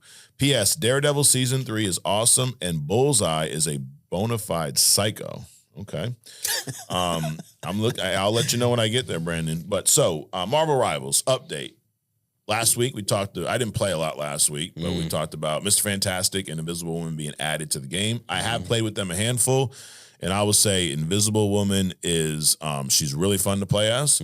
She's a beast, and also Mr. Fantastic is somewhat of a cheat code. He's pretty, if you can use him right, he's pretty savage as well. Now, what we did hear about the release of characters, they being Marvel Rivals, has committed to releasing characters every season. So every season is going to last about 3 months. They're going to start the season introducing new characters. With this launch of season 1, they dropped 2 characters at the beginning of the season. And then at the midpoint, so a month and a half in, they're going to release more characters. Everyone believes that Thing and Human Torch will be the next 2. Basically, every month and a half, they're going to be adding new characters to this game. So I thought they were going to drop the entire Fantastic Four. But you're saying they drop Sue and Reed? Yep. Oh, well, it would make sense to drop those up. Drop them first, right? And maybe a little bit of Herbie up in there. Yeah. Maybe. We'll see. But I believe Thor, Thing and Human Torch will be next in about, another month or so. So the cool thing about this is we know that every few weeks you're going to be getting new content for this game, new characters. And the characters are so diverse with their power sets. That's what I think builds the intrigue of, all right, when this character drops, what are we going to get? What are we going to see? So he asked me to pick 5 characters that we brought into this game. Who would they be? Let's see. Gambit would be one of them. Would love to see Gambit in this game. Would love to play as Gambit. Who else? Let's see. Wait a minute. How many characters are in it now? 35. Damn. It dropped with 33, and they just added these 2. Okay. So Gambit's definitely one. God, there's so many. We already have Black Panther in there. I would like to see Juggernaut. Juggernaut would be cool as a big tank. Dude, I mean, you got Silver Surfer is one that would be really cool. So that's 3. I'd like to see Rogue, like the real Rogue. That's 4. Let me give you one more. One more would be Ultron's rumored to be dropping soon. That would be cool. Is Havoc in there? Havoc's not in there. This is probably unfair because it's also rumored to drop soon, but Jean Grey, would love to see Dark Phoenix in there. Would love to see Cyclops. I'd lean on a lot of the, Nightcrawler's another one. Jesus, you got 30 in there and none of those people are in there? No, that's the thing. There's so many characters to pick from. So yeah, I mean, really, shit, any of those. But Gambit would be one I'd really love to see. So I'd lean more on the X-Men. I'd like to see some more X-Men in the game for now. But they got this shark dog and fucking Jeff the squirrel Shark dude, girl or something in there. Yep. Wow. So they're sandbagging, dude. They're saving. I mean, Daredevil's another one. That'd be a cool addition to this game. He's not in there yet. Fisk. Yeah. Actually, I'm gonna back up. I'm gonna pick 5. Okay, Wilson Fisk is one. Yep. Big old tank. Juggernaut's another. Another tank. Gambit. Yep. I think he'd be a nice little duelist. Rogue, definitely. And then I would go with, last but not least, give me a Sabretooth. Give me a Sabretooth in there. He's not in there? He's not in either. We got Wolverine. So I think he would play similar to Wolverine, but he'd be bigger. Right. So he could Black Panther in there? Black Panther's in there. Okay. Yep. Iron Man? Iron Man's in there. Iron Man's, he's fun, dude. Yeah. Yeah, because you can kind of... Now, he's not good for my play style because I have too much ADD. I can't just sit back and chill. I'm like charging into the battle. You ain't going to get me to stay back. Gotcha. But Iron Man's a character that if you use him right in certain maps, kind of hide behind walls, pop out, take some people out because you're in the sky the whole time. Oh, okay. So, yeah. And then... So you're a knife fighter. Iron Man is a sniper. Exactly. Yeah, I'm like, I usually use the tanks, bro. Up close. Fuck yeah. Give me Thor. I'm just running through that bitch, taking people out with the hammer, dude. So yeah, there you have. That's my 5. So Brandon, hey, let me know your 5, and you guys that are watching that play, let us know who you would love to see in this game. Cyclops is someone who's rumored to show up soon. Okay. Phoenix is rumored to show up soon, so we'll see as they continue to add characters every week, month and a half or so. The Captain Canada's back. Sup, guys? I think subscription service here will be a great addition for us for sure. I agree. Cynthia would make a great Storm. There's a rumor about that Marvel is also interested in casting her as Storm. So Who knows? We may see that. Sounds like a dream coming true kind of event. Absolutely. And it sounds like you heard it first here on Only Comics. And it sounds like again, we ain't getting no fucking credit for it at all. Unbelievable. Unfucking believable. But anyways, he says that I think she's fantastic as an actress. Kevin, hear us out. Fan casting is powerful. Yes, obviously. New Daredevil Born Again trailer looks stunning. It does. We talked about it a little earlier. Can't wait. Thanks again. Thank you, Captain Canada. Faisal 181. Fatal Attractions and Age of Ultron is so good. I do need to read House of M. Yes, you need to read House of M. That's amazing. He also says, I read Old Man Logan. It was good, but so weird. Odd time. The movie might have been better. Okay. The whole inbred Hulk family was such a weird thing. Well, you ain't been down in the South much then. Wow. Yes. You are an equal opportunity offender. I definitely am. Yes. Yeah. Now I hope it's all in good fun. It's jokes, okay? Wow. Akeem Amori, he's back again. Hey guys, loving the pod.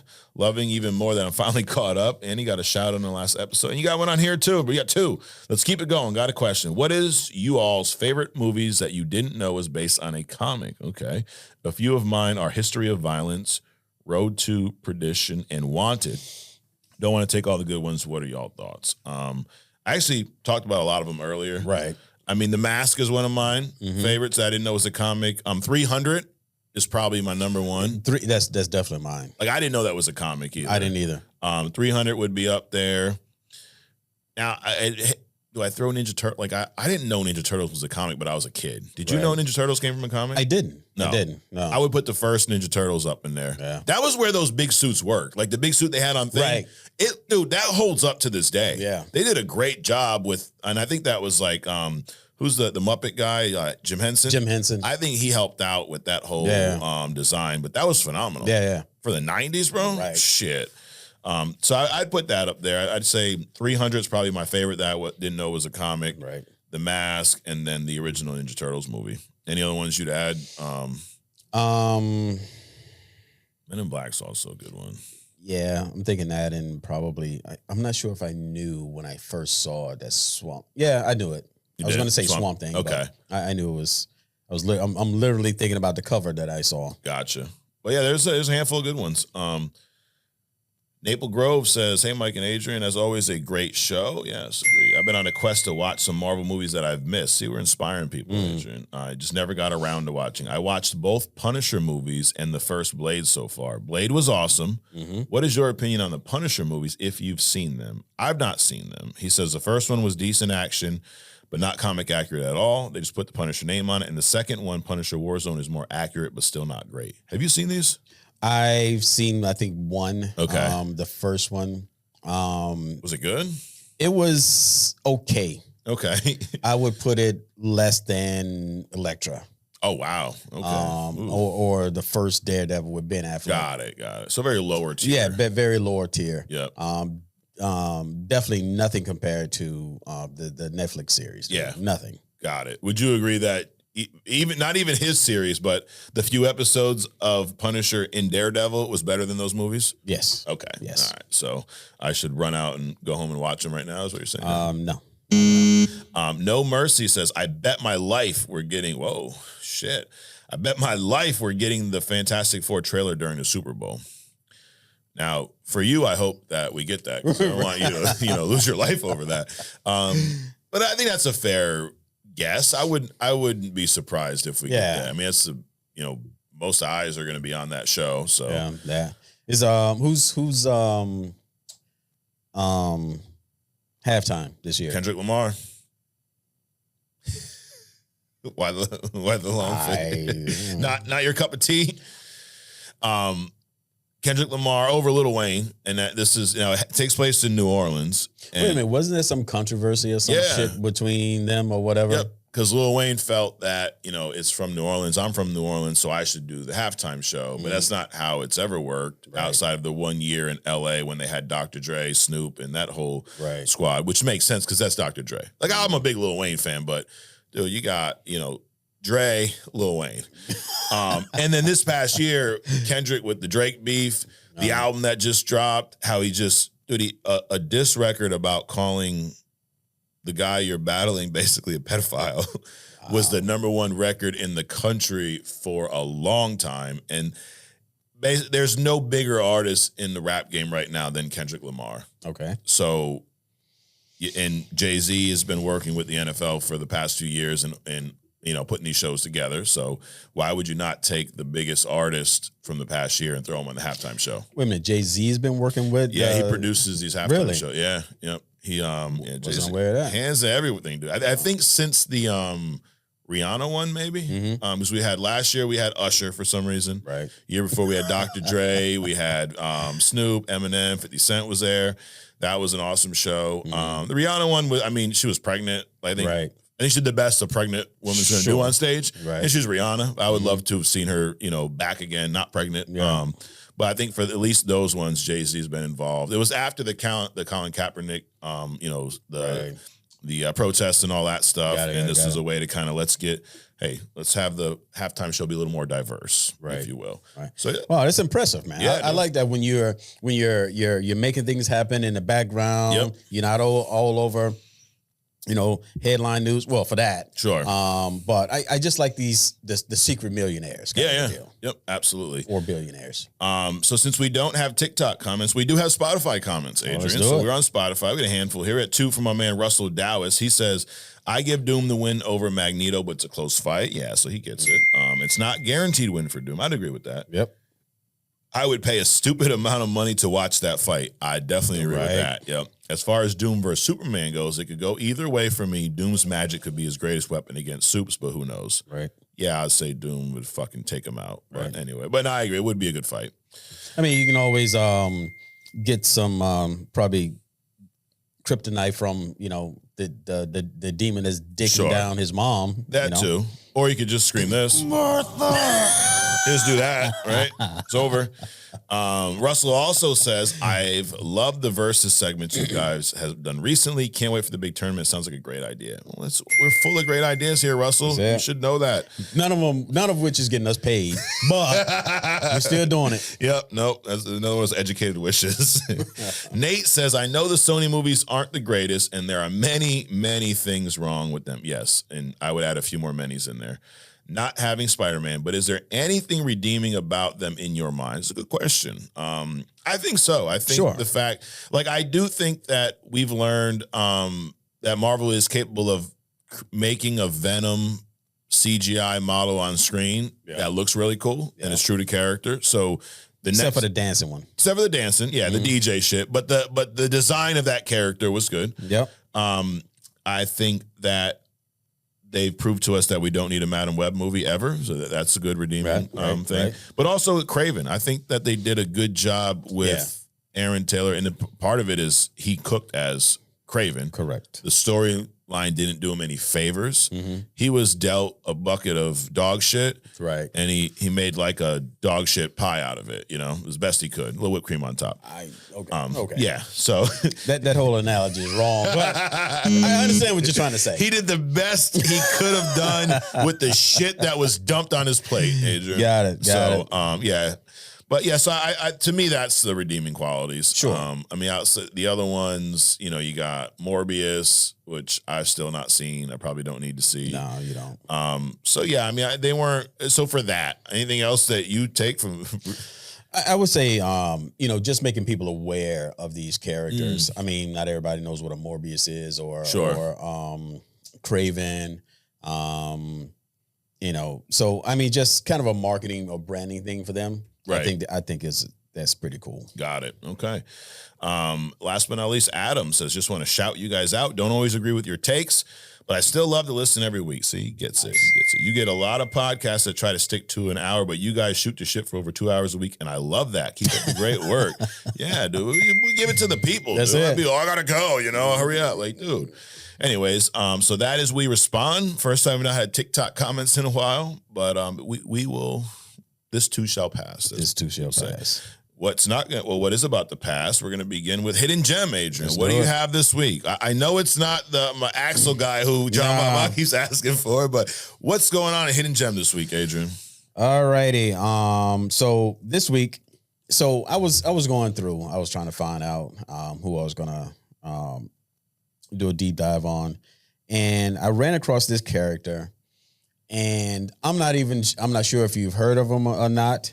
Metamorpho. No. Okay. So this goes back a long, long way for me. It's a DC character. And basically, so this guy, he gets hired by this guy. So his name is Rex Mason. He gets hired by this guy to go and find this ancient artifact in Egypt. Okay. And he goes there with his boss's bodyguard, and his bodyguard, of course, double crosses him, takes the artifact, and leaves him for dead inside of a pyramid or something next to this meteor. So this meteor, thousands of years old, is actually what was used to make this orb that he was trying to find. Well, while he was lying there, this meteor basically irradiated him. Okay. And gave him all these crazy powers. Now it also happens that he's back and forth with the guys who hired him. His daughter, the love interest there, but this is DC or Marvel? DC. Yep. So he's back and forth with the guy's daughter and stuff. But basically, he becomes. So think about, who can I say? He's kind of like a molecule man, but with elements. But he's also kind of like a plastic man, or what's the other guy? Clayface. Okay. So I don't want to get into his history. It's kind of nonsensical. Okay. But basically, he bounces around a lot. He hooks up with Batman a lot. He's also so Batman at some point got turned into a monster. Wait, hooks up, not in the Diddy way. Not in the Diddy way. Okay. But they like a Justice League kind of. Got it. Okay. Batman forms a group outside of the Justice League called the Outsiders, of which this guy, Rex Mason, was the lead. Batman chose him as the leader of. Okay. Things like that. He helped when Batman got transformed into like this bat monster. He helped revert him. Things like that.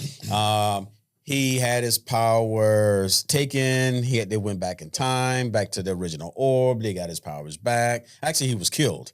And because he was already dead, his girl was like, let's go back in time. We're going back to the original orb, because they can do that, Right. In comics. Let's just go back in time. He got the powers back, but when he got the powers back, because he was trying to get rid of them, right? He's like, I don't want these powers. Whatever. Because I got them, I'm going to be this good guy, blah, blah, blah, blah, blah. But when he got his powers back, he realized that it was permanent. So he became this ally of not getting with of people like Batman. Got it. So what's interesting is his power set. He basically, initially when he first came out, he could basically change into any element that was that his body was composed of. Mm-hmm. But then it became he can change into any element on the periodic table. Then it became he can basically, and this is a part of him, gaining the power, dying, going back in time, getting reinvigorated by the meteor that originally gave him the power, things like that. So now basically he can turn into pretty much any element. So when you look at him, his body is one arm looks like metal, one looks like a gas, one looks like water, one looks like dirt. I mean, all this other kind of stuff. But he essentially can turn into anything. He can also, he's very elastic like Plastic Man. He can transform his body like Clayface, but he can also turn into all these other elements and stuff. He can fly by changing himself into a gas. Yeah. He can transform into anything. A bike. He can transform parts of his body into anything. He can transform his arm into a bicycle. He can transform into a tank. He usually transforms parts of his body into weapons like axes, hammers, clubs, things like that. So very dynamic. But because he can change his body into any kind of element, he can also transform, like he did one time, his arm into kryptonite to stop Superman. Yeah. So ultimately he gets blown into pieces, but I think that this character could be pretty much anywhere. This is one of those, I mean, if you think about his power set, he can change anything into anything. He can change himself into anything. Mm-hmm. That's an extremely, if it was on the Marvel side, he would be like an Omega level mutant. Right. Yeah. So almost like a Mystique. Huh? Almost like Mystique in a way, but just unlimited powers. No, Mystique can transform, change her appearance like to other people. Yeah. He can literally change into other things, or transform parts of his body into other things. Got it. So like if he wants to be a hammer, he can transform his arm into a hammer or an axe, or he can transform himself into a moving tank or a bicycle, or light pole, or gas, or water, or mud. I mean, that Clayface can just change his appearance, but he doesn't actually transform into these things. Got it. So, Metamorpho, I think is just an underrated character. I mean, he's had some animated appearances. I think maybe some live action, but nobody really knows, who he was. Yeah. But I definitely think he could have been so much more. As a character, if he was developed. And coincidentally, he was created as in response to, because DC, it's like Burger King, McDonald's, right? Mm-hmm. Big Mac, Whopper. DC created certain characters in response to Marvel, because DC was it at one point. Yeah. And then Marvel started coming up, with, like the Spider-Mans and the Avengers and all those other kinds. Mm-hmm. So they needed to respond. So this is one of those characters that they responded with for them to ultimately shove them under the rug. Okay. So when do you remember first finding out about him? Like, were you reading Justice League or? Probably some Batman's. It's mostly because I was bigger on Superman than Batman. Okay. And I was bigger on Superman because of John Byrne. Okay. He's my favorite artist. But then as you got older, you became wiser and realized that Batman's cooler than Superman, right? Batman is cooler than Superman. So I saw him, I came across Metamorpho during these readings. Okay. I think he at one point had his own comic. I'm not sure about that, but definitely some crossover. He was definitely never a main character. I mean, you probably didn't even know who he was. So he's definitely not mainstream or in anything that we've seen in like the last 20 years. No, the name sounded familiar. Like I remember reading the name somewhere, maybe like on a Batman cover or something, Batman fights Metamorpho, but I would have never been able to pick him out of a crowd or anything like that. Right. Now, did you know this, Adrian, that this character is going to show up in the Superman film later this year. Look at that. Look at that. Yep. So you didn't know that. It's just perfect timing. No, I didn't. I did not know that. The universe is talking to you, Adrian. That's it. It just guided you that way, I think. The universe whisperer. Yes. You're like the Watcher almost. Anthony Kerrigan is playing Metamorpho in Superman. Okay. That name doesn't ring a bell to you, huh? No, not at all. You remember the Fox series Gotham? Yeah. So do you remember the guy who played Victor Zsasz in that? He was bald, had no eyebrows. It's a little I remember Gotham. I remember the name, but I can't picture the face of the person. Well, I'll do you one better. Go to the wide shot real quick. Not the wide shot, laptop shot real quick. Okay. This fella right here. Okay. Oh, yeah. Yeah. So notice he has no eyebrows and no hair. He actually has alopecia areata. It's an autoimmune disease, causes hair loss. So because of that, he's been typecast. You can switch back. He was typecast as villains all the time. So the Metamorphose, is he a villain or is he kind of walked the line or? No, he's definitely not a villain. He's not a villain at all. No. Like I said, he was part of Batman's team. Yep. He worked alongside Batman. Okay, so he's full hero, not anti-hero. He actually turned down an invite to be on the Justice League. Okay. So for once, he's not being typecast as a villain. That's cool. Yeah.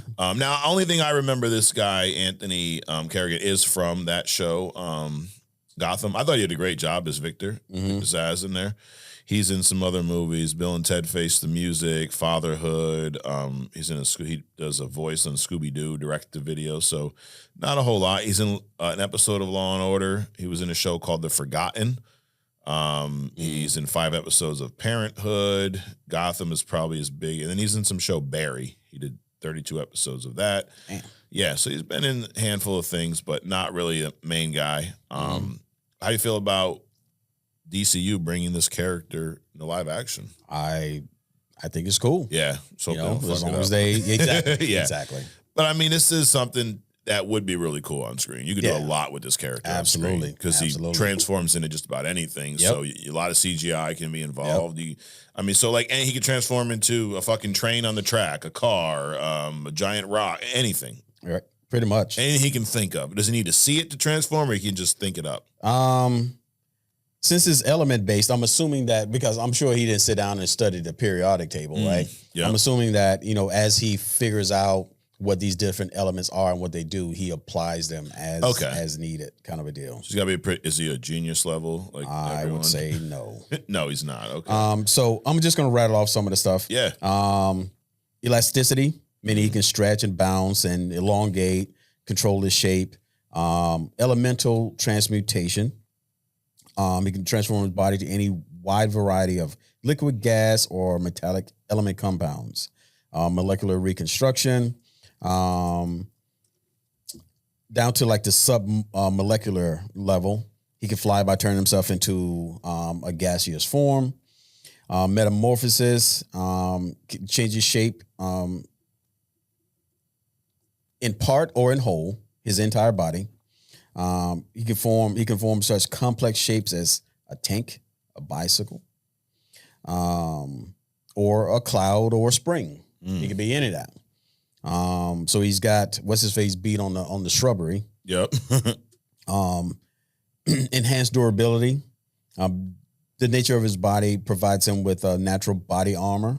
And also as his powers grew, he became more and more rock-like looking over his body. Yeah.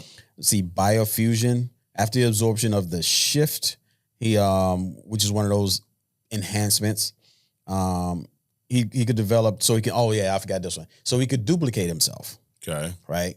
So he could duplicate himself like Multiple Man or whatever. Like Multiple Man. Yeah.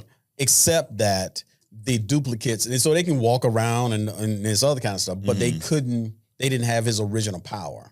Okay. So imagine if they could, then they can just split off and just keep splitting off and doing. So in other words, you would have all these duplicates of himself around. Mm-hmm. So, but apparently that takes something away from him because before he like goes in a battle or something, he always brings them back into him. Hopefully he don't be doing no weird shit like the guy in The Boys that duplicated himself. That'd be something. Yeah. See, that's stuff that we'll discuss on other stuff. Right, we'll get into it. We've had that question. Oh, y'all review The Boys. I don't know that we can do that on a No, YouTube video that goes out to properly. everyone. Not properly. So speaking of, have you seen the 5th season yet? I have not. Not all. No. Okay. Sidebar. But anyways, what else? Metamorpho. So you're excited about him showing up in Superman? Oh, absolutely, absolutely. I guess I didn't know he was showing up, but Yeah. that's just an extra, you know. Yeah. Look at that. That's the icing on top. It's like, so I was talking about in the past, hidden gems about people that we knew that were coming up. So how cool is it that, I didn't. Yeah. Premonition, dude. The universe is talking to you, Adrian. It's just your mutant ability. So, well, another great hidden gem.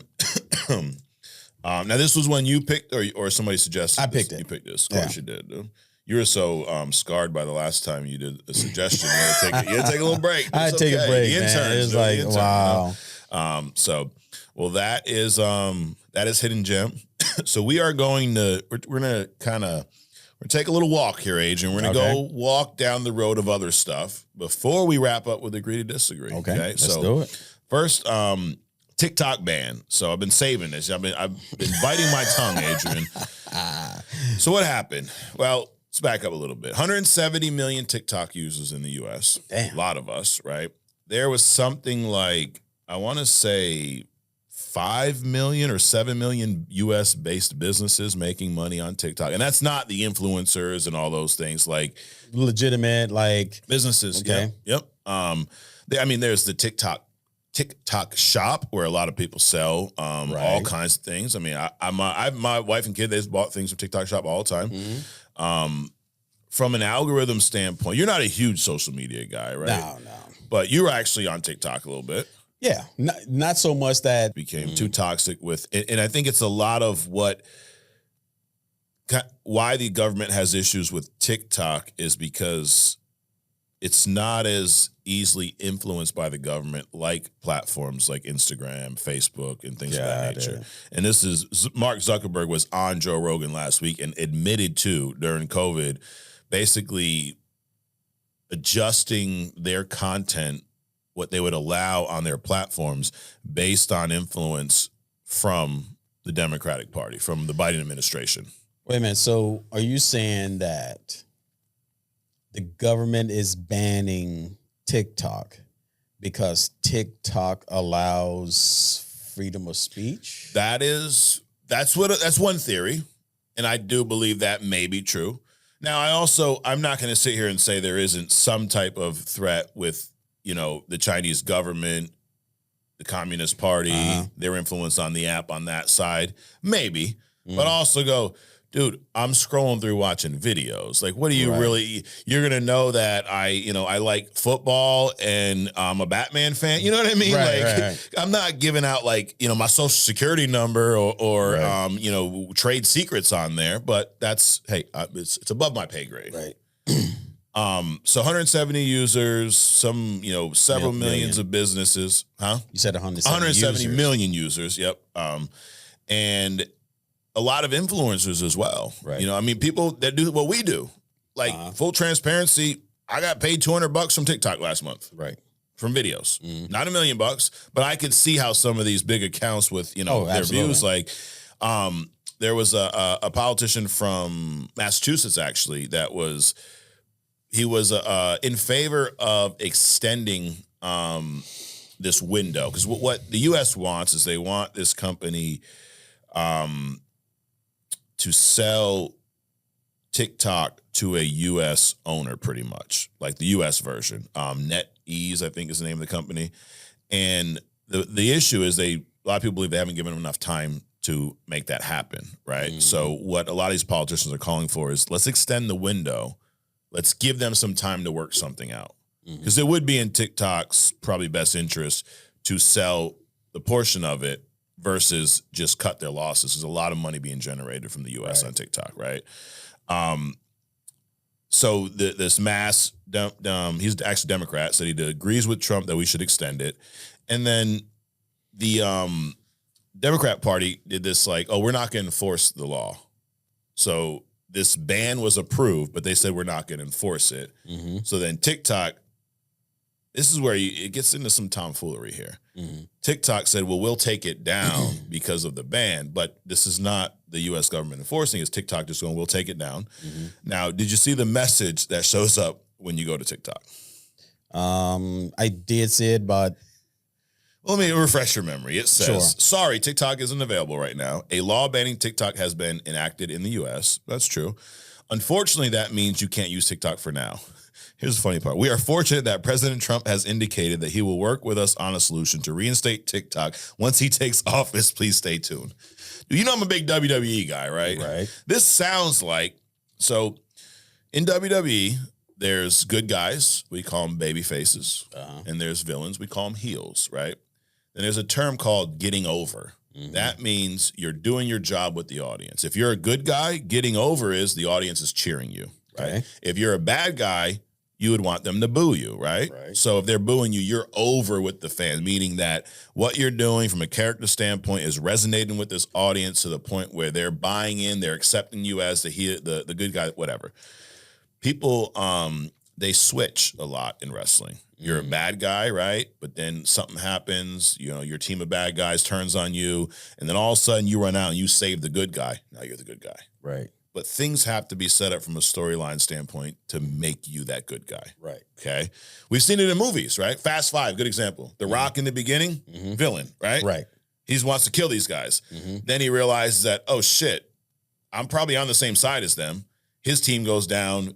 You know, Vin Diesel, I'm summing up a lot here. Right. They save him, and now he's on the side of the Fast and Furious crew, right? Got it. He becomes the good guy.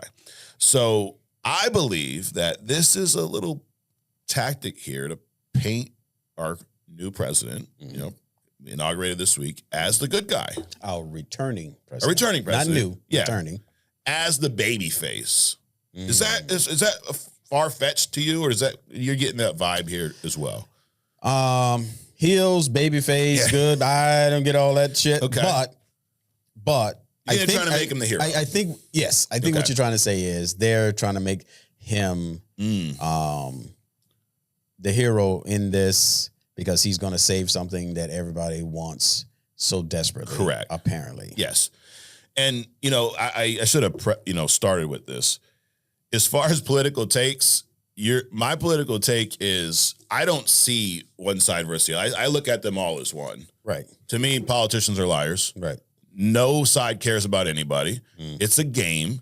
But if the person in office can do enough if we can benefit by them benefiting, that's kind of how it works. Sure. Their greed, if they get what they want and it helps certain people, like no one in that office is for anyone, I don't believe. That's my theory. I'm also not I'm not a political science major or anything like that. So these are not expert opinions and we're not going to be turned into a political show. Right. But I'm just letting you know you will get an unbiased view from me.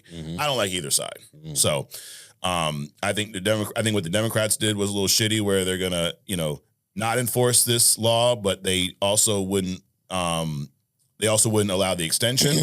I think this is some ploy to try to make, Donald Trump look like the hero because he saves TikTok. At the end of the day, I really don't give a fuck. Just save the fucking app so we can talk to our 70,000+ followers on there. That's all I care. I'm very selfish. So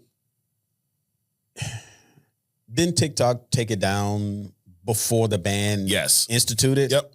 So they voluntarily pulled it back. Correct. Before they had to. Because the Democrats said they weren't going to enforce it. So they basically said, you can't have this app up, but we're not going to enforce the law. We'll let Trump deal with it when he's inaugurated. So to counter that, they're like, well, TikTok's going to take it down to abide by the law to make it seem like this party forced them to shut it down, which they really didn't.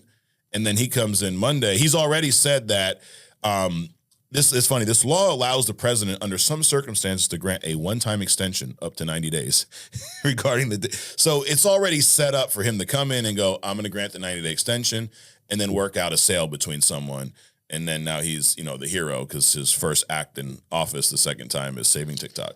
So they didn't have to take it down. Correct. But they took it down anyway. Yes. So the Democrats, what do you call it when you got two teams in basketball and two guys running down and one throws it up in the air, not to shoot it in the basket, but to set the other guy up so he can dunk it? Oh, yeah, alley-oop. That's what's going on. Yes, absolutely, alley-oop, 100%. So the Democrats set up Trump to alley-oop this There you go. thing. There you go.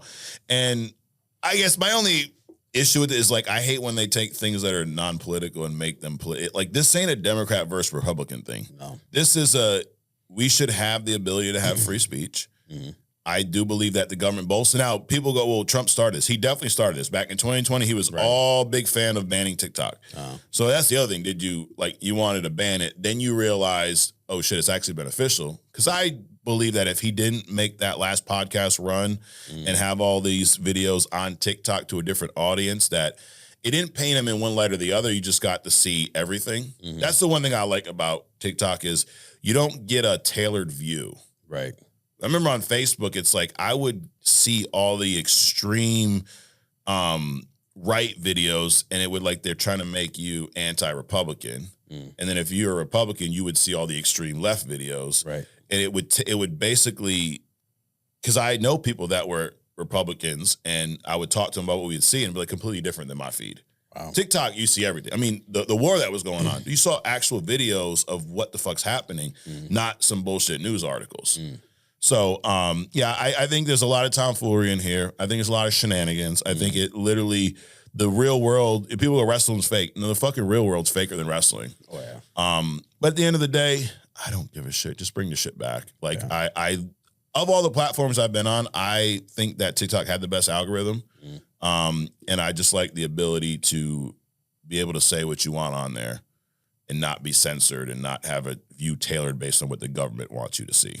Was it a better algorithm? Well, it depends on what side of the algorithm you're going to fall on. Was it a better algorithm because it didn't censor what you were trying to consume, or is a better algorithm the ones that they can censor, like a Facebook? Right. So it just depends on what side you fall on. Exactly. Yeah. So, I fall on the better algorithm is the one that allows me to make my decision. Sure.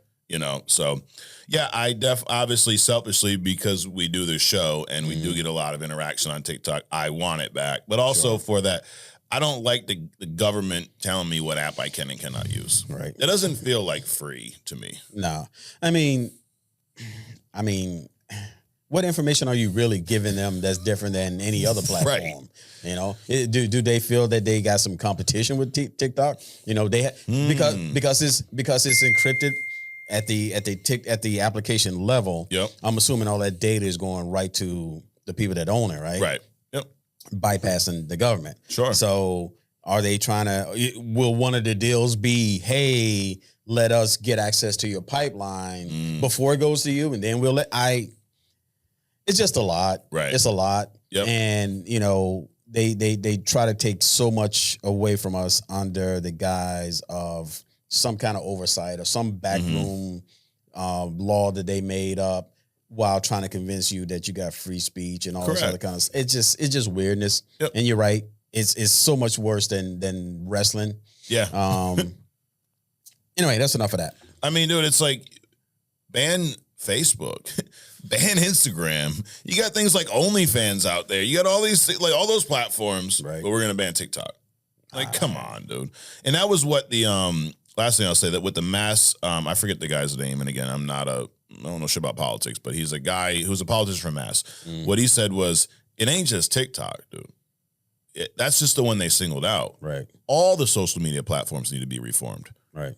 Facebook, Instagram, Snapchat, all those ones need to be fixed. But I'm assuming that all of those are U.S. based, which the government can legally collect your information, Correct, or illegally collect Right. your information. And the reason that they want to shut down TikTok is because they don't have access to that stream. Absolutely. So it's kind of like you're upset about what you think they're doing because you know what you're doing. Right. It's like, someone's accusing you of doing something. Oh, you're doing this. Like, dude, you probably have a guilty conscience. That's why you keep thinking something's up, right? Like, they're like, I bet they're doing something bad with the data. Oh, because that's what y'all do with our data. Absolutely. Ding, ding. There we go, dude. Solving the world's problems. So I guess we'll find out. Actually, by the time you're watching this, who knows? The decision may be made, but it does seem like it's going to be down for a day or two. I just also think if it was going to be down for an extended period of time and there was no chance of it coming back, you wouldn't have that stupid message with the Trump's going to save us type shit. Yeah. And so it's like a to be continued. Like, hey guys, we know you can't look at this right now, but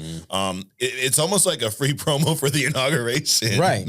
Isn't the the owner or producer or whatever, TikTok, isn't going to be sure at he's the invited to Trump's thing? I'm pretty sure, dude. Yeah, insane. So moving on. Another so now this is kind of comic book, not really, but Brad Pitt was in Deadpool 2. I don't know if you know that. He was like in there for half a second. Remember the invisible guy who died jumping out of the airplane when he had the X-Force? Yeah. You could see his face for like half a second. It was Brad Pitt. Oh, okay. So that's how this connects to comics, in case you were asking. Alrighty. But he commented on a scam which saw a woman lose $850,000 being tricked into. She thought she was talking to Brad Pitt, Adrian. So, 53-year-old French woman. She lost almost $1 million. She believes she was communicating with the real Brad Pitt. So she received the message on Instagram. So you're talking about fucking social media platforms, right? She received the message on Instagram, September of 23, from a woman claiming to be Brad Pitt's mom, okay? She played matchmaker. She set them up because, of course, Brad Pitt would be looking for a new girlfriend on Instagram, right? Yes. They used a bunch of fake social media accounts, AI-generated selfies to convince this lady that they were the real deal, right? So then a year later, Brad Pitt, or this fake Brad, broke the news that he needed urgent surgery to treat a kidney cancer, and that his life savings have been frozen due to his ex-wife, Angelina Jolie. It's all what this lady believed. Then they created these images. Dude, you gotta, hold on, I'm gonna pull these up, because, all right, go to laptop shot real quick. Okay. So these AI images of Brad Pitt. They look horrible, dude. Yes, they do. Yes, they do. Okay. All right. Yeah, we don't want to say any more of that. Wow. So in doing that, she actually sent this guy money, or whoever it was, up to over $850,000. She read tabloid reports about Brad Pitt and his actual partner, Inez D. Ramon, I don't even know who that is, but realized that this Brad Pitt she thinks she's talking to isn't that one. She notified the French police. They've been investigating, but I don't know how they're going to get her money back now. But Brad Pitt actually commented on it. He said, it's awful that scammers take advantage of the strong bond between fans and celebrities, but this is an important reminder not to respond to unsolicited online outreach, especially from actors who have no social media presence. Like, on one hand, I feel really bad for the lady. Like, that's fucked up. People do that shit. Right. But also, come on. Right. You really thought you were talking to Brad Pitt? I'd be talking to Brad Pitt if Brad Pitt was standing right here. Yeah. But then we have there was a Bruno Mars thing like this a year really? ago or a couple years ago. Some lady thought she was talking to Bruno Mars. Yeah. And the comments were like, really? Bruno Mars is worth like $50 million. Exactly. He's not gonna be slumming on some social media looking for you or something. Yeah. So it's sad. I mean, those people that did that, horrible fucking human beings. But you also, come on, Ann. Come on. Like, Adrian, just no offense, but if J-Lo sends you a message today, I give her my whole bank account. No, it's most likely not her. Okay, so yeah. Oh, it's definitely, if she contacted me, it's definitely not J-Lo. It's definitely not. In other news, are you a fan of the Gremlins movies? Gremlins. I was. You are okay. Yep. You may or may not be excited about this next piece of news. Actually, before I ask you that, what about the Goonies? You like the Goonies? Never heard of them. Never heard of the Goonies with Sloth? I have, but no. Not a fan. Not a fan. I'm not crazy about it. Maybe because it's a little bit before my time. Like, I was really young when it came out. And I've tried to watch it a handful since, and it's not my thing. I'm not that crazy. I see why people like it. It's that 80s, whatever, but I'd rather watch E.T., to be honest. But so you are a fan of Gremlins 1 and 2, and these are Christmas movies, obviously. Yeah. There's a Gremlins 3 on the way, and there's a Goonies 2 on the way. So how's that news make you feel? Why? Yeah, exactly. Why? Exactly. Why? What is that, 40 years later or something? And that's the thing. Who are you making these for? Like, Hulu has made so many movies. They're taking all the content away from these guys, and they can't be original enough. So let's just go. What do they call it when you have to go and dig somebody's grave up? Oh, exhume or something. I don't know. Whatever Dig up that the term. grave. Yeah. So they got to go do that Yep. to these movies to be relevant. Come on, man.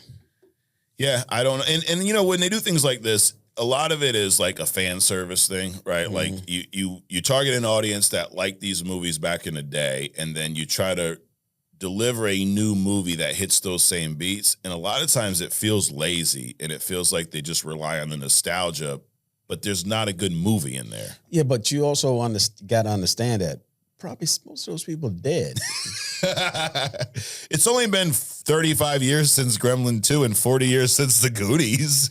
I mean, you know, they deployed COVID. Yeah. They wiped out, I'm sure, a lot of them. Dude, 35 years. I was not even 5 years old when Goonies 2 came out. I never saw it, so I don't even know when it came out. And I was not. I wasn't. What year was that? It came out. It was 35 years ago. So yeah, shit. I was not. I was more than 5. Yes, Probably. It was 1980, and then the Goonies came out 40 years ago. So it'd have been 85, the year I was born. So yeah, I'm good. I don't need to see either one of these. Last thing here. Do you know who Tekashi 6ix9ine is? No. So he's a rapper who he was a snitch, Adrian. You know how hip hop culture is. No snitching, right? Okay. So he snitched on somebody. But the reason why this is in the news, not because he snitched, that's well known. There was a video. He was in LA Fitness back in 2023. And then these alleged gang members beat the shit out of him. They have it on camera too. It's a pretty messed up video. He's being dragged across the bathroom floor. They're kicking him. His face is all bleeding. And it's not been confirmed, but the rumor is that this was in retaliation for him snitching on someone. Okay. Which, hey, now I don't believe in like the whole, hey, don't snitch at all. But like if you're involved in those activities, what illegal activities, I think you should follow that code. I think you play with fire, you do your time. Right. Like John Gotti. Right. John Gotti was hey, I did my time. I ain't snitching on nobody. He could have threw a bunch of people under the bus. Right. And he died in prison because he lived that lifestyle. Sure. And I believe that is how it should be done. Right.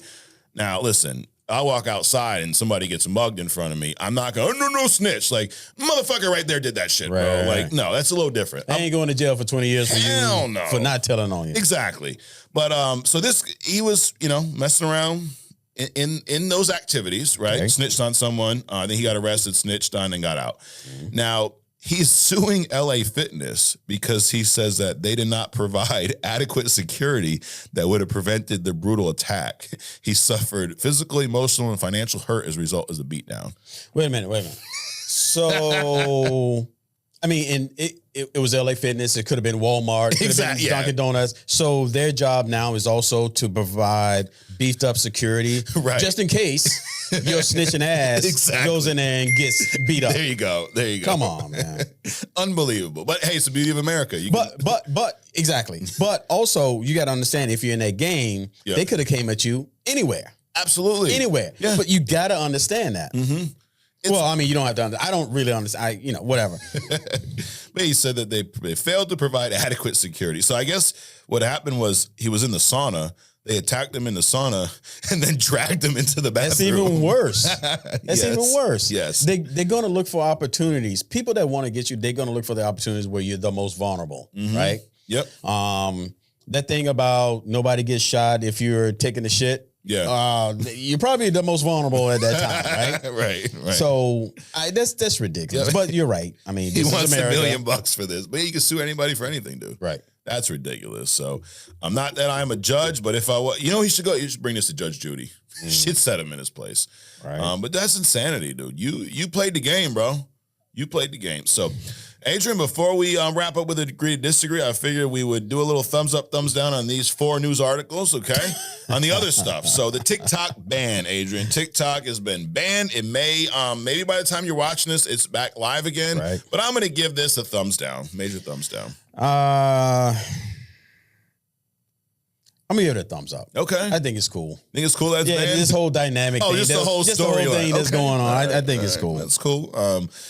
Brad Pitt comments on the scam which a woman fell for and lost $850K thinking she was sending money to him after receiving AI-generated photos of Brad Pitt in the hospital. I give us a thumbs down, dude. You got to be smarter. It's unfortunate. Those people are scumbags. Yeah, I mean, I got to give it a thumbs down overall, Yeah. but I mean, you kind of should have known. You should have known, yeah. Gremlins 3 and Goonies 2 are on the way for some reason. Thumbs down. Thumbs down. Thumbs yes, down. Yes. And then last but not least, Tekashi 6ix9ine sues LA Fitness for not protecting him better when he got jumped in the sauna back in 2023 for being a fucking snitch. Thumbs down. Dude. Thumbs down, Nope. dude. Throw that case out, dude. I mean, we have more important things like TikTok ban here. So, all right, we're going to wrap this thing up with agree to disagree, Adrian. I'm do it. going to throw out 9 of my opinions I made up today as we were talking. So, yes. Yeah, actually, I'm going to throw a 10 in there. Of course you are. Of course I am. Why not? So are you ready? Let's do it. Fucking go. All right. Number 1, Pedro Pascal is going to cook as Mr. Fantastic in Fantastic Four First Steps. I'm going to say agree. Okay. Because of his acting ability. Got it. All right. Hugh Jackman should hang up the claws after Secret Wars. Agree. Batman is cooler than Superman. Agree. It's time to bring back Angry Hulk. Just do it. Don't even explain it. Just fix it. That's right. Agree. Miles beats Peter 99.9% of the time. Agree. The Mask was better than Zack Snyder's Justice League. Agree. I had to go back to that, dude, you know? But we do not need another mask. We do sequel. not need another mask. Elektra from the Daredevil series was leaps and bounds better than Jennifer Gardner. Agree. And keep TikTok around. Who cares about our data? No, leave it down for a couple more days. Let Trump be the superhero There in you this go. one, All and then we right. just keep it moving. Got it. Because if he's the superhero, then they will, because he's also a businessman. Yeah. They will negotiate something. Absolutely. Yeah, I think that's, the big takeaway. I predict that TikTok will be back. I do think it's another attempt to make him look like a hero, which I really don't give a shit about, dude. Right. I mean, hey, lower the gas price, fix the economy. I really don't. I'm not it gotta be blue versus red. I don't give a shit either way, dude. So I do think that is the deal. And I do kind of agree, like, the drama behind it is pretty entertaining. Right. Like, the fact that, dude, the president is being inaugurated, probably as you're watching this, or maybe you saw it earlier. And one of the biggest, like, talking points is a social media app from China. Right. That he's going to file an extent. Like, that's like the big thing. Like, those are first world problems. Right. And it's not even from China, is it? Is it China or It is is it China. Korean? No, the guy, the CEO of it's from Singapore. Okay. Yeah. And that was funny too. You saw some of these videos in like Congress and they're like asking, are you part of the Chinese Communist Party? He's like, dude, I'm from Singapore. Yeah, but answer the question, like, I'm not even from there. What are you talking about, dude? Like, wow. like, know your geography, bro. Just because we're all Asian, we're not from the same place, bro. Like, but that's to be expected, you know. And then someone asked them, if you have earbuds on while you're using TikTok, can the app know what's going on in your brain? Come on, man. Come on, dog. Yeah. No, not the Like, brain question. Come on, bro. Like, how stupid are you making it? Dude, like, seriously? Unbelievable. So, yeah, and it was all kind of like, if it's on your phone, can it watch? Like, all this crazy stuff. But who knows, dude? But again, dude, what are you doing on TikTok? Well, yeah, your phone can watch. Yeah. That's how TikTok is TikTok. There's a camera. Yeah. Like, the other thing, bro, what are you doing on there that's so secretive, bro? Like, shit. Go incognito. Get a VPN or something. Yeah, but I mean, they putting cameras in your TVs. Nobody talking about that. Exactly. I'm well, just it's saying. the US. It's fine. It's Yeah. Oh, okay. That's what it is. Yeah, absolutely. It's, I can spy on you, but no one else can type shit. You know? We gave you a social security number. We can legally spy on you. There you go. There you go. Well, Adrian, unfortunately, our time here today is coming to an end. It is. We'll be back next week where you can find us here every week on Only Comics. You can't find us on TikTok today. Well, maybe you can. Who knows? It might be back by the time you're watching this. But all jokes aside, we appreciate all the feedback, all the and I think that's honestly one of my biggest why the TikTok ban upsets me the most is TikTok has been a platform we've connected with a lot of people. Right. And, we joke a lot. We have a lot of fun. But I do enjoy that piece. And Sure. Adrian, it's like we're building a community here on Only Comics. And that was not the goal in the beginning, but now it is the goal to grow that. Because like a lot of people pointed out, life is, it's not always fun. Right. Some people actually have to live in New Jersey. And I just spent 2 days there, right? Wow. So if we all can I think I'm getting sick just hearing you talk about it. Dude, no lie. My son has asthma.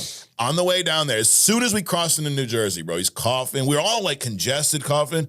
On the way home, soon as we get out of Jersey, we're in New York, bro. No one's coughing anymore. All of a sudden, my sinuses are cleared up. Dude, it's wild, dude. So maybe the fog originated from there with the drones. I don't know all the math, but that being said, there's people that actually live there. They don't just have to spend a couple of days there. And if we all get together once a week, talking about a lot of nonsense, let's be honest, stuff, made up characters, movies, entertainment. It's not entertainment. Talking about things that are not.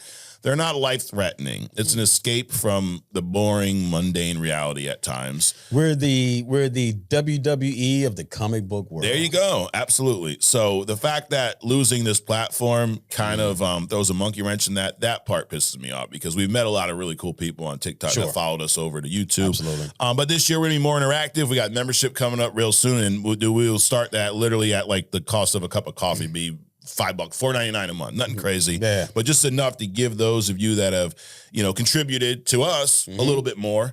And that's a little taste of what other stuff will be. And also, you said we're equal opportunity. Suggest some shit. Some of our best moments on here come from suggestions because we don't, unlike a lot of other shows, we don't pretend we have it all figured out. Don't suggest anything that has Diablo in it, though. But it is like, someone said that, the name for us should be the interns. It is almost like that. Like y'all are adding to the show. You suggest some comic battles. We've done that. People suggested. Now that we just keep pointing out the one bad in Jim, but we've had some good suggestions. Absolutely. In Jim. Oh, absolutely. So it's Blue been Marvel. Blue Marvel was a great one. Yeah. So it's been great, and we will continue down that road. I do. Last thing I'll say is we are going to go live this year. And I would love to be able to be more interactive where instead of y'all just commenting, we bring someone up right on the screen. I don't give a shit. You're like, what if they say something stupid? Well, just fucking hang up. I'm not that like someone starts, you guys fucking suck. I'll probably laugh and then just hang up and want to. It's not that big a deal, but we will be the most interactive online community for a podcast / show this year. I promise you that. There we go. Adrian, thanks for coming out. Absolutely, man. We got Captain America in a couple weeks. Next week, we're going to do another battle. So we'll have that. And I don't know, you texted me today, what's the lineup? And I'm like, in hindsight, you probably should have like reviewed a movie or something. But what about a comic, dude? You think you'll read a comic this week? Yeah, you could probably do that. So a lot of people we've had a lot of questions about X-Men based comics, right? Okay. So I'm gonna throw some Marvel ones you pick. Okay, I'll throw a couple out to you. So we can do House of M, which is a Scarlet Witch based story. That's actually on my list. We can start there. Oh, it's still there? Yeah, I literally just wrote it down. No. Okay. It's a nice little read. I've read it probably twice. I haven't read it in a few years. It is one of my favorite stories, and it's an easy read. So we'll do House of M. So if y'all want to do a deep dive into that, so next week when we all meet here again, we can discuss it. But there you have it. So House of M next week, and in a few weeks we'll have some Marvel content, and we're on a hell of a ride this year, dude. Movie after movie after show. So Adrian, thanks for coming out. Absolutely, man. Guys, thanks for checking in. All you interns out there, thanks for checking in. Hit subscribe if you haven't already. Don't go to TikTok because we won't be there for a few more days. But we appreciate y'all checking us out, and we'll see you next week right here on Only Comics. Peace.